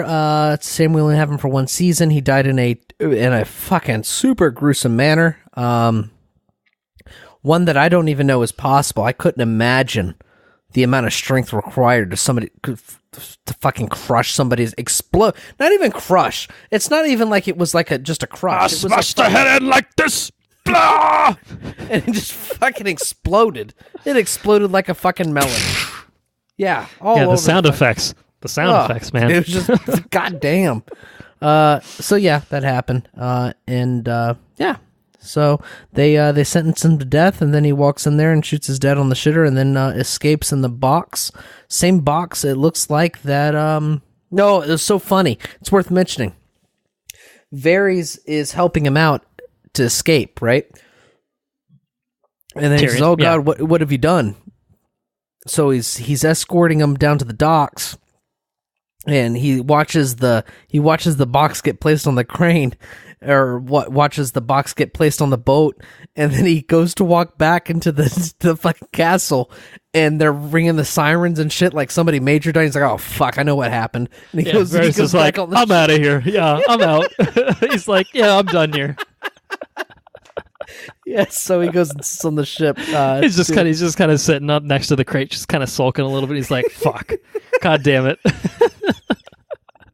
It was good. So we have to see what's left for those characters. But go ahead. I was gonna say, I mean, I would say just general thoughts. We leave King's Landing in a pretty fucking precarious spot. So the man that's been pulling the strings from the get-go is gone. So. Now we have a family that has been led by the patriarch, right? And he's been pulling the strings for 4 seasons, and he has control essentially of the entire realm, as said in your synopsis. He has control of the North. He's placed the leadership in the North. He has control of that. He had control of King's Landing. He was managing the betrothals of his children. And now, I mean, he strategically would have had control, theoretically, of the entire realm, the Eyrie, of Highgarden with Cersei. Everything except Dorne, essentially. He had his hand in every pie except for Dorne, basically, right? And now the gentleman pulling the strings is gone, leaving Cersei. Essentially in charge, because Jaime Lannister is Kingsguard. He's not going to really do anything. He has no influence over his children or anything like that. I'd say there's only one competitor to Cersei, and that's Marjorie's influence. That's the Tyrell's influence. That's correct. Now, but she hasn't been properly. She hasn't married Tommen. No, but she's sown the seeds of again coming to Tommen's bedchambers late at night. So short of Tommen saying, don't send her away or don't do this or that, Cersei can ship her ass out, and that's it.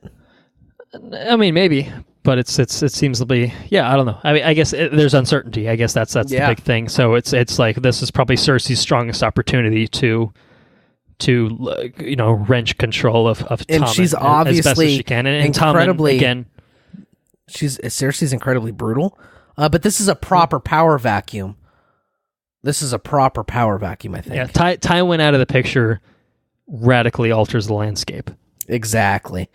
So it leaves King's Landing in the formal leadership of the realm completely in disarray. It's going to be interesting to see how the story moves forward with his death, because like I said, he was albeit he was a brutal leader, but he was a measured one, and he worked with not even that was measured, but he was decisive in his actions. Does that make sense? What are the words I'm looking for? Like he was a maniacal person, but he acted with deliberate motions. Right? Is that what I'm trying? Talking about Tywin still? Yeah, I think we described him as commanding before. Yeah. I don't know if that's the word you're searching for, but I think that's not even commanding. I mean, he made authoritative. Yeah, he was authoritative, and it was his decisions were they weren't respectable necessarily because he conducted the Red Wedding, but they were respected. They were respect. Yeah, they could, overall. Yeah, sure. And you can understand why he did what he did and how he did what he did. Like and no one really meaningfully undermined Tywin, No. He was a proper king in a sense, I think. He wasn't... He's the only one that had the good sense of how to actually, I think, do things, right. Power while he could. And that's obviously didn't work out in the long run, but through circumstances that... I don't know. I mean, Tywin obviously... he obviously made some mistakes here and there that certainly led to his ultimate downfall. But he played the game pretty fucking well. All things considered. He did play the game very well, and I enjoyed it. And it was only, I think, in a sense, a stroke of luck or a stroke of good faith in Tyrion, and Tyrion's kind of splits decision that ultimately led to this, which now leads to this whole cascade of consequences that follows. Correct. Well said. So. Cascade of consequences. I like that. Cascade That's the theme of season 4. Cascade of consequences. Very nice. I think that should be a book title. The Cascade of Consequence. New 8th book in A Song of Ice and Fire. A Cascade of Consequences. It's got the alliteration in it too. I like that. God damn. Ooh. Well, I think that really might be the appropriate place to stop this particular part of the conversation. I think you're right, dude. Yeah. Cascade of consequences. Fucking Cascade of Consequences. What episode is this? What's our proper episode format? What is the episode number of this? 80 something? Well, I don't know what it'll be by the time it goes on the regular feed. I'm not sure. It'll depend on timing and such, but right. Late 80s, early 90s. Late 80s, early 90s, episode blank, Game of Thrones, Cascade of Consequences. God damn. Woohoo! Sounds good. I'll put it in the episode description at the very least. Let's do our usual thing. We talked about everything that's happened in the season, and so now it's time to talk about what our favorite episode was.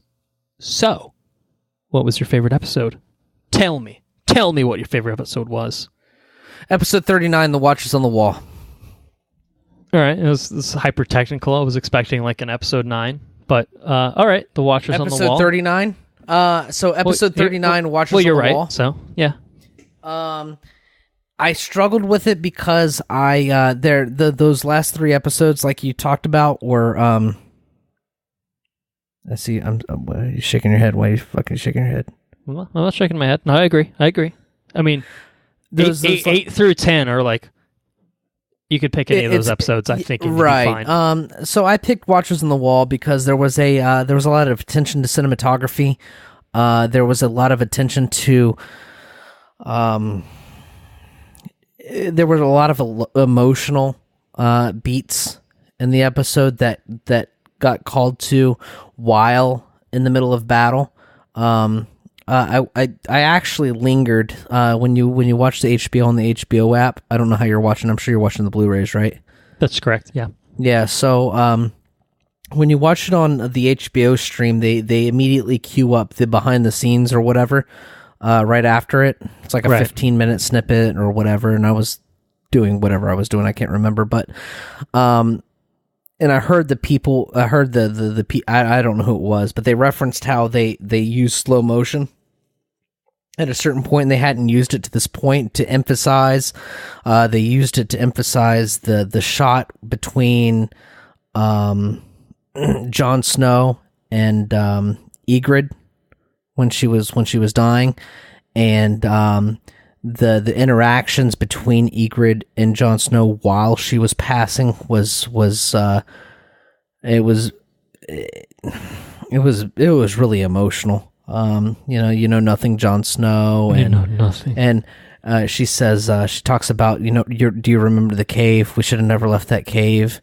And it was a very touching moment. On top of that, you have the touching interaction between Samwell meeting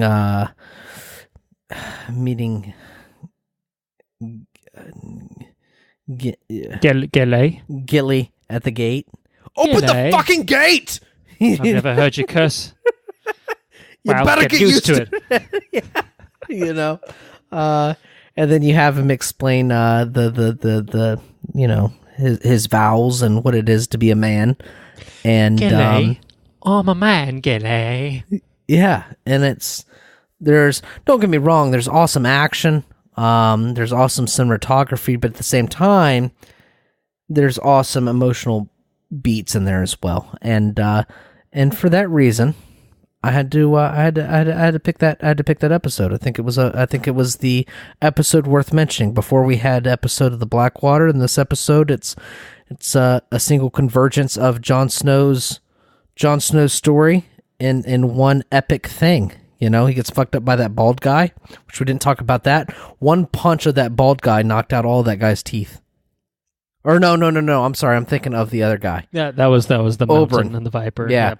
Yeah. Boom, and knocks out all his teeth. But he did get his head bashed into an anvil. That's fucking which sucks. I feel like that would do you in. They'd do me in. I'd be done, but he did end up killing him. But he was obviously very. He was running. He was running on pure adrenaline at that point. Yeah, and then he stops. He stops when he realizes Ygritte is pointing an arrow at him, and he can't do anything but. He can't. He fucking smirks at her. Yeah, he can't do anything but fucking smile. He's just so happy to see her, regardless of her, shooting with an arrow. The only thing that he can do at that point, fucking is just, little shitbag Ollie comes in, ruins everything. He does, little bastard. I mean, he meant well or whatever. But yeah, he did mean well. You could tell that he had the courage to do what he did, because at that point he was cowering behind the fucking pillars. And Samwell tells him, pick up a weapon and defend yourself. Fight. And Samwell, after he's holding what's his face's head in his and he dies with the arrow in his throat, he fucking finds the courage to pick up the crossbow and fucking run on. He shoots that guy in the head and he goes to the top. Everybody's, I don't know. It's a very dynamic episode and I really like it. So, I picked that as my favorite. Let me ask you this as a somewhat follow-up to that. Given that it's kind of the second of two kind of spectacle episodes for the series, do you prefer Watchers on the Wall or Blackwater? Like, if you had to pit those episodes head to head, what would you pick? It's tough. That is tough. The intro to Blackwater is super memorable. The fucking ships coming ablaze. Is that what you mean? No, don't get me wrong. We have that, but we also have the drums. They want to play music. Drums. Yeah. And then it's on, and that was really good. That was really fucking good. That's what the Watchers on the Wall was missing. Is one. If they have at least one member of the Night's Watch is just on drums duty. Like, should I fight? No. You just play drums the whole time. Just the whole time you play drums. Right. So what if I get shot with an arrow? Just keep playing the fucking drums. You twats. You fucking twat.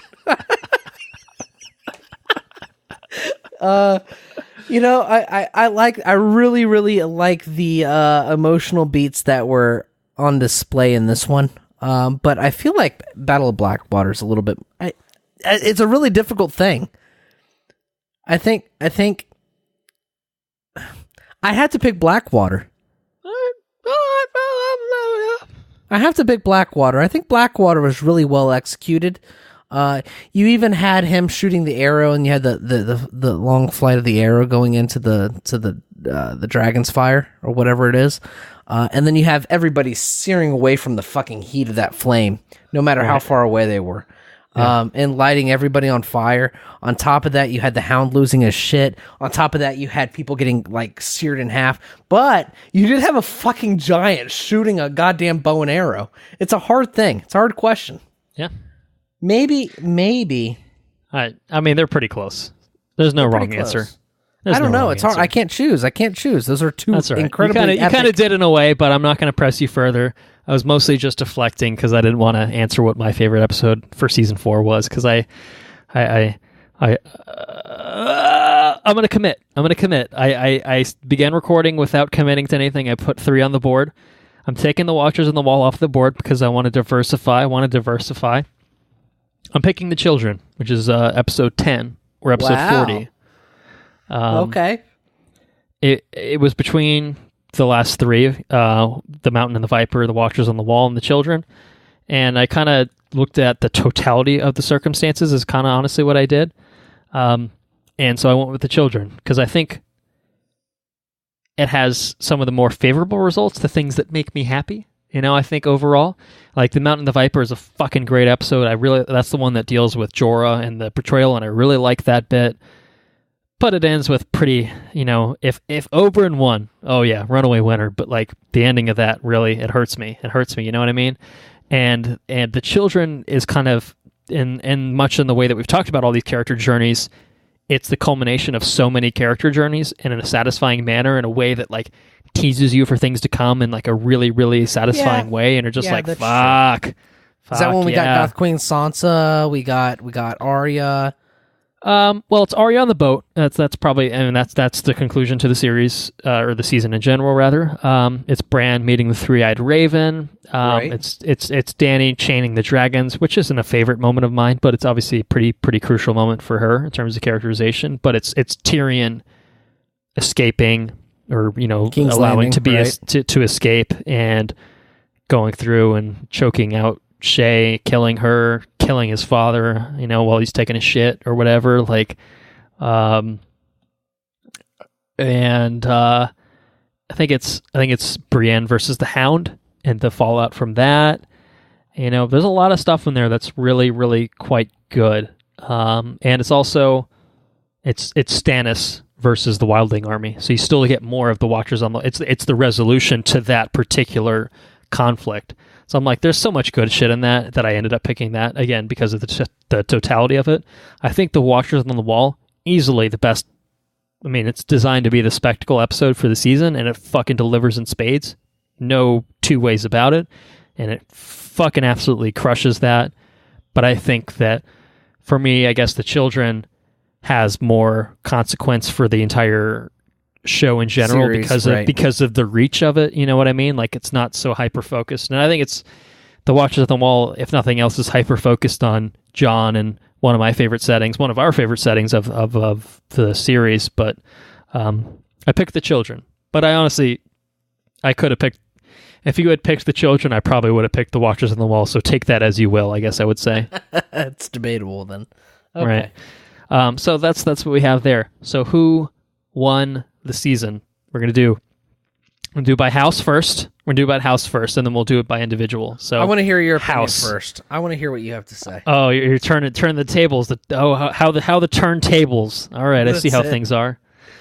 I'm gonna pick, in terms of the house, I'm gonna pick a house I'm pretty sure that has not won in any of the first 3 seasons, and that's gonna be House Stark. Dude. It's gonna be my winners. Dude. Is that who you picked? Picked? What the fuck, man? How does that happen? I mean, I feel like it can't be the Lannisters for once. It cannot be the Lannisters. They got way too fucked overall. And I honestly don't.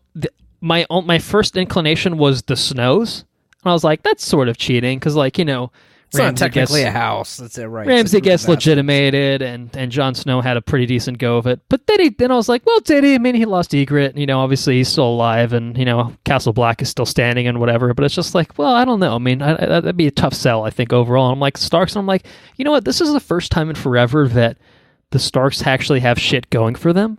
Like, Arya has Bravos freedom to sail too, and who knows what that means, but fuck, that's better than whatever the fuck she's been through for the past 4 seasons. Sansa is fucking wearing shoulder pads. Like, she's wearing fucking shoulder pads, man. That's true, yeah. And Bran met the three-eyed raven, Rickon. Who knows what he's fucking up and to, Jon but Snow it's probably successfully fine. defended the wall. John, you could lump him into the Stark category. He's half Stark, so I felt like the Starks were kind of the clear on choice the upbeat. here. They're on the upbeat. Like who else could it have been? Like, the realistically. The Boltons. The Boltons, I guess, but I don't think they've made enough waves to make by the end of season 3, they're sitting pretty. Here they're sitting pretty, but I don't think there's been much of a change in their status. That's true. That's why they were my follow-up. The follow-up was they have complete control of the North. I mean, they're doing pretty well for themselves. I'm not disputing that, but I feel like the Starks have from the brink of extinction, they are at the point of resurgence, reinvention, whatever you want to call it. It's like, all right, then there might be a sliver of a hope for these fucking guys after all. And yes, yeah. I need that. Please give it to me. Like, please let these guys have a fucking win. God, they've lost for 3 seasons in a row. I think I've given it to the Lannisters. I think I gave it to the Tyrells for season 2, but really it was basically the Lannisters anyway. It's like pulling the strings. That's right. The Lannisters. Too many hits. Can't give it to them this time. They really ended on quite a sour note on a house level, I would say.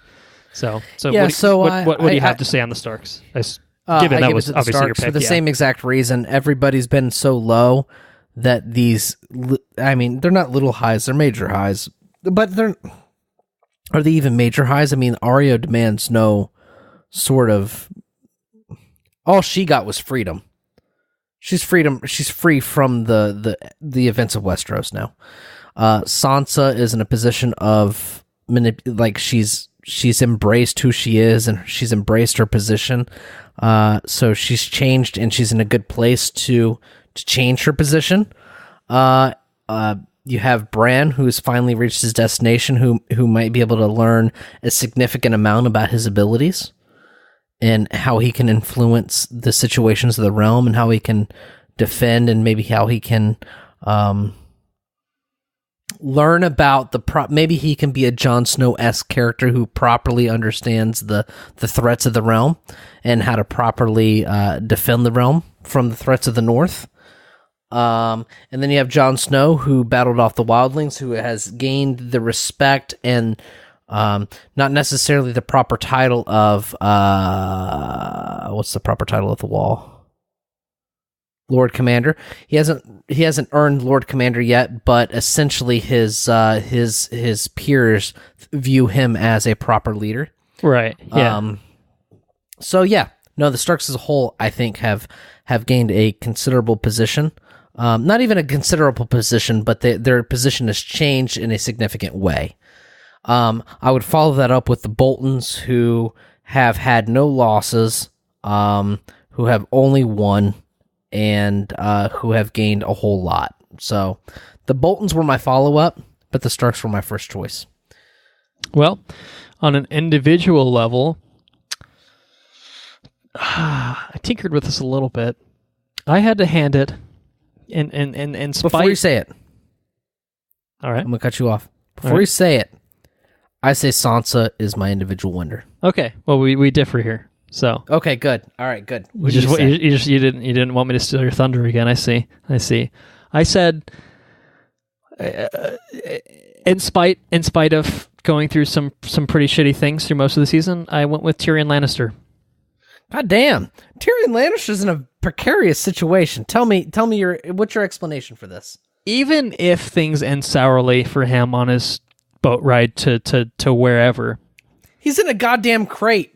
He had the fucking last laugh. He single-handedly dismantled Tywin Lannister's entire leadership of Westeros. He has single-handedly destroyed Westeros as we know it.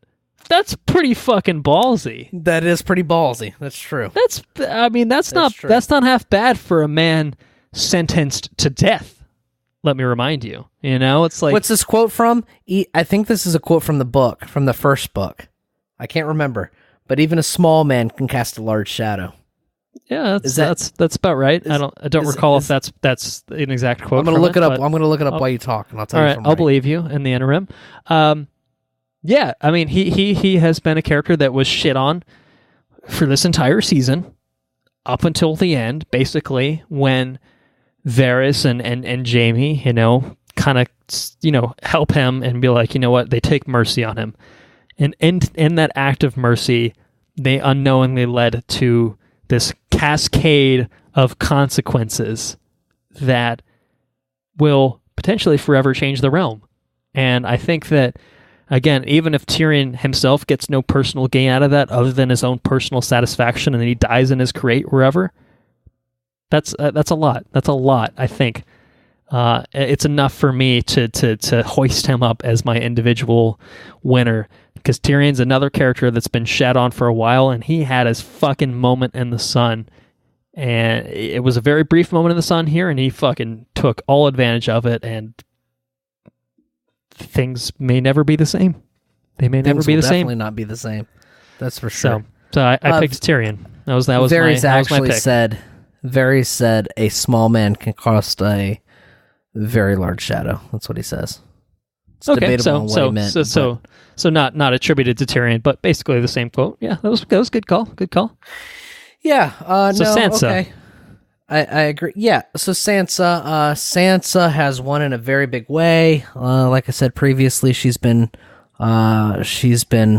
tormented for 3 seasons, and now she is in a dominant position at least what feels to it ended in a dominant position. She's learned how to manipulate people. She's learned how to she seized her opportunity, much like Tyrion has. But the only difference is that she's now thriving in a castle and Tyrion's in a box. So I would agree with you 100% on your calls, because he has completely changed the landscape. He's created a power vacuum, and the entire realm is going to suffer for it. I think the entire realm is going to change, at least from it. Whereas I feel like Sansa's position is much more individual. Her position is it's very different. She's changing her personal position. She doesn't have direct authority over realms or anything like that, but her position is completely different. It was really a hard thing to choose, because I feel like all the Starks had vastly different positions. Like, you can say Bran is the winner of the season because he's been a crippled boy since season 1, but now he's given the opportunity to fly.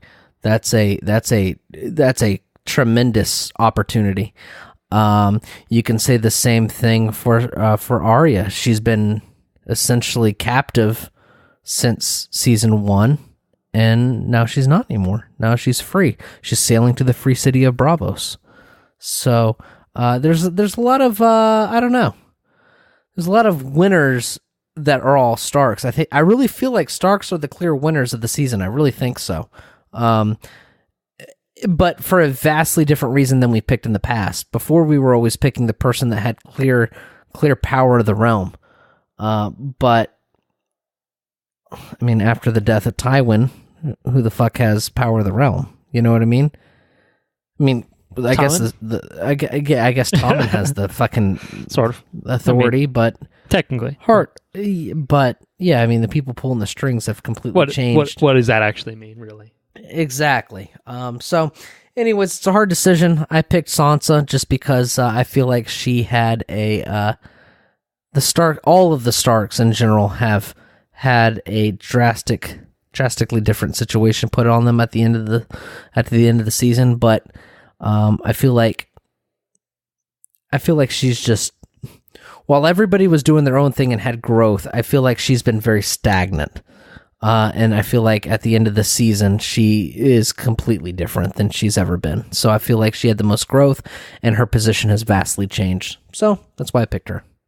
All right. Well, I guess we only have one last thing to do with season 4, and that's place it into our pecking order, our season rankings. So we got 4 to tinker with here. I think we can. I guess I know we've already diverged, I guess, somewhat. So I could start here. We only have 4 to get through. So previously I had season 3 over season 1 over season 2. And I'm going to make things nice and simple and put season 4 right on top of the pile. I'm going to put it... this is your favorite season so far? I'm going to put it at the top. Yeah, I'm going to put season 4 at number 1. I say 3, 4, 2, 1. 3, 4, 2, 1. Okay. So, interesting divergences there. Yeah, we've talked obviously at length, but I think season 4 it was just one thing after another for me, and I think my overall thought is something I've already kind of expressed, is that it took the spectacle of 2 and the character of 1 and 3, and I kind of merged that in the package that I think is kind of the pinnacle of this show.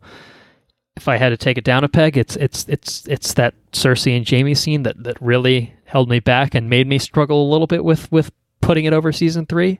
But ultimately, that was one grievance against the many good things that I have going for the season. So that's kind of why I put it at the top, and that's the short version of why I put it at the top for me. So I don't have a really good explanation as why I picked 3 better than 4. You just follow your heart. I understand. I thought 3 was really good. I mean, we've talked about it already. There's little separation between any of these thus far. So it's, really, I don't have a good explanation. 3, 4, 2, 1. It's like one if you boil it 1A, down, 1B, 1C, 1D kind of. Really, you could do that and you'd be fine. Listen, you asked me about Game of Thrones, what episode do you think about? I kind of just think about Blackwater, to be honest with you. Blackwater is really impactful. I thought it was really good. But then at the same time, it really boiled down to those two favorite episodes, really. You asked me if I had to pick between the two. Well, the two is what determined my favorite episodes, I kind of feel like. Wait, did you go 3-2-4-1 or 3-4? 3-4-2-1. 3-4-2-1. So you still have 2 at number 3 with Blackwater. Sounded like you were arguing the other way around. What was episode 3? Or what was season 3? That was the Red Wedding and everything around that. Oh, okay. Yeah. Well, the Red Wedding was really fucking... Yeah, you're right. Okay. No, totally wrong. I picked 3-2-1 before, now I picked 3-4-2-1. Red Wedding was really fucking sad. Yeah, okay. I'm sorry. I got my... When I described Game of Thrones earlier, season 1 through 4... they all kind of blend together. I have a hard time. Fair enough. Yeah, right. I have a hard time differentiating. I'm sorry. I just knew that my previous ratings were 3-2-1, and I wanted to. The Red Wedding's really fucking terrible. It's really fucking terrible. It is. Yeah, you're right. Yeah, it's really. I mean, I can't think of. Don't get me wrong. Season 3 was also Brienne and Jaime and the Riverlands, and there's other stuff. That's in season true. 3, Yeah. Now the more you talk about it, the more I remember fondly on those things. Arya, the don't get me wrong. Banners, Arya and the Hound, etc. Arya and the Hand is a good thing. Well, Arya and the Hound is a good thing. That's cool, but I feel like there was a lot of Arya and the Hound is interesting from a duality perspective and like a character study of those people, but I really enjoyed the interactions between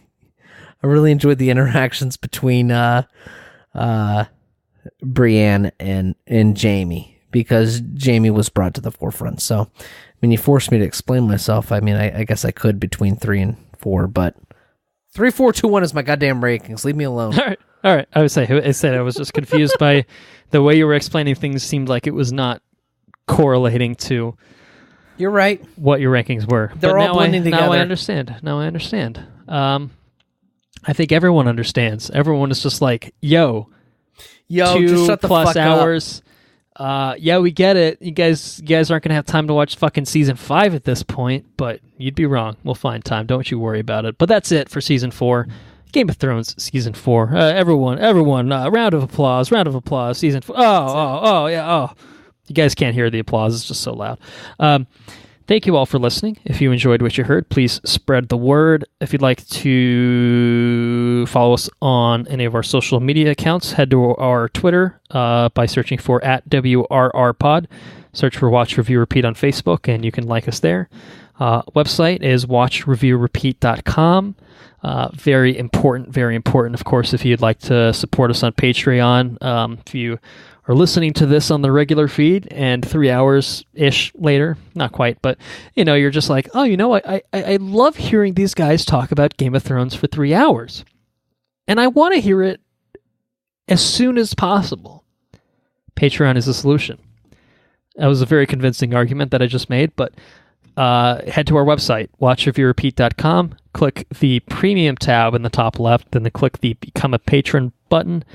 $2 a month will get you access to our timed exclusive Patreon exclusive bonus episodes, which will obviously include the likes of Game of Thrones seasons 5 through 7, and then also all future bonus episodes beyond that, and all regular episodes on an early access basis, which can actually be pretty handy. Because I suck at editing sometimes. That's fine. I have other things to do in my life. That's the honest truth. If you have any questions, comments, or suggestions, send those our way to our Gmail account. We monitor it vigilantly, anxiously awaiting anyone to send us anything. watchreviewrepeat@gmail.com. Intro and outro track, Mechanolith by Kevin MacLeod. Licensed under the Creative Commons by Attribution 3.0 license. Our next bonus episode will be on Game of Thrones Season 5. And I know we have a calendar kind of set up for it. I think we've somewhat fallen behind on our viewing order schedule, but certainly somewhere mid-April, to be vague about it. I think that's a safe guess. Hopefully sooner rather than later, but we shall see. And we shall see you next time. When we talk about some more Game of Thrones, or tune into our regular episodes in the interim. Until then, Andrew would like to say... Ladies on the men, Jay. Take care now. Bye-bye then. Mix it up on you. Tables are turned again, motherfucker.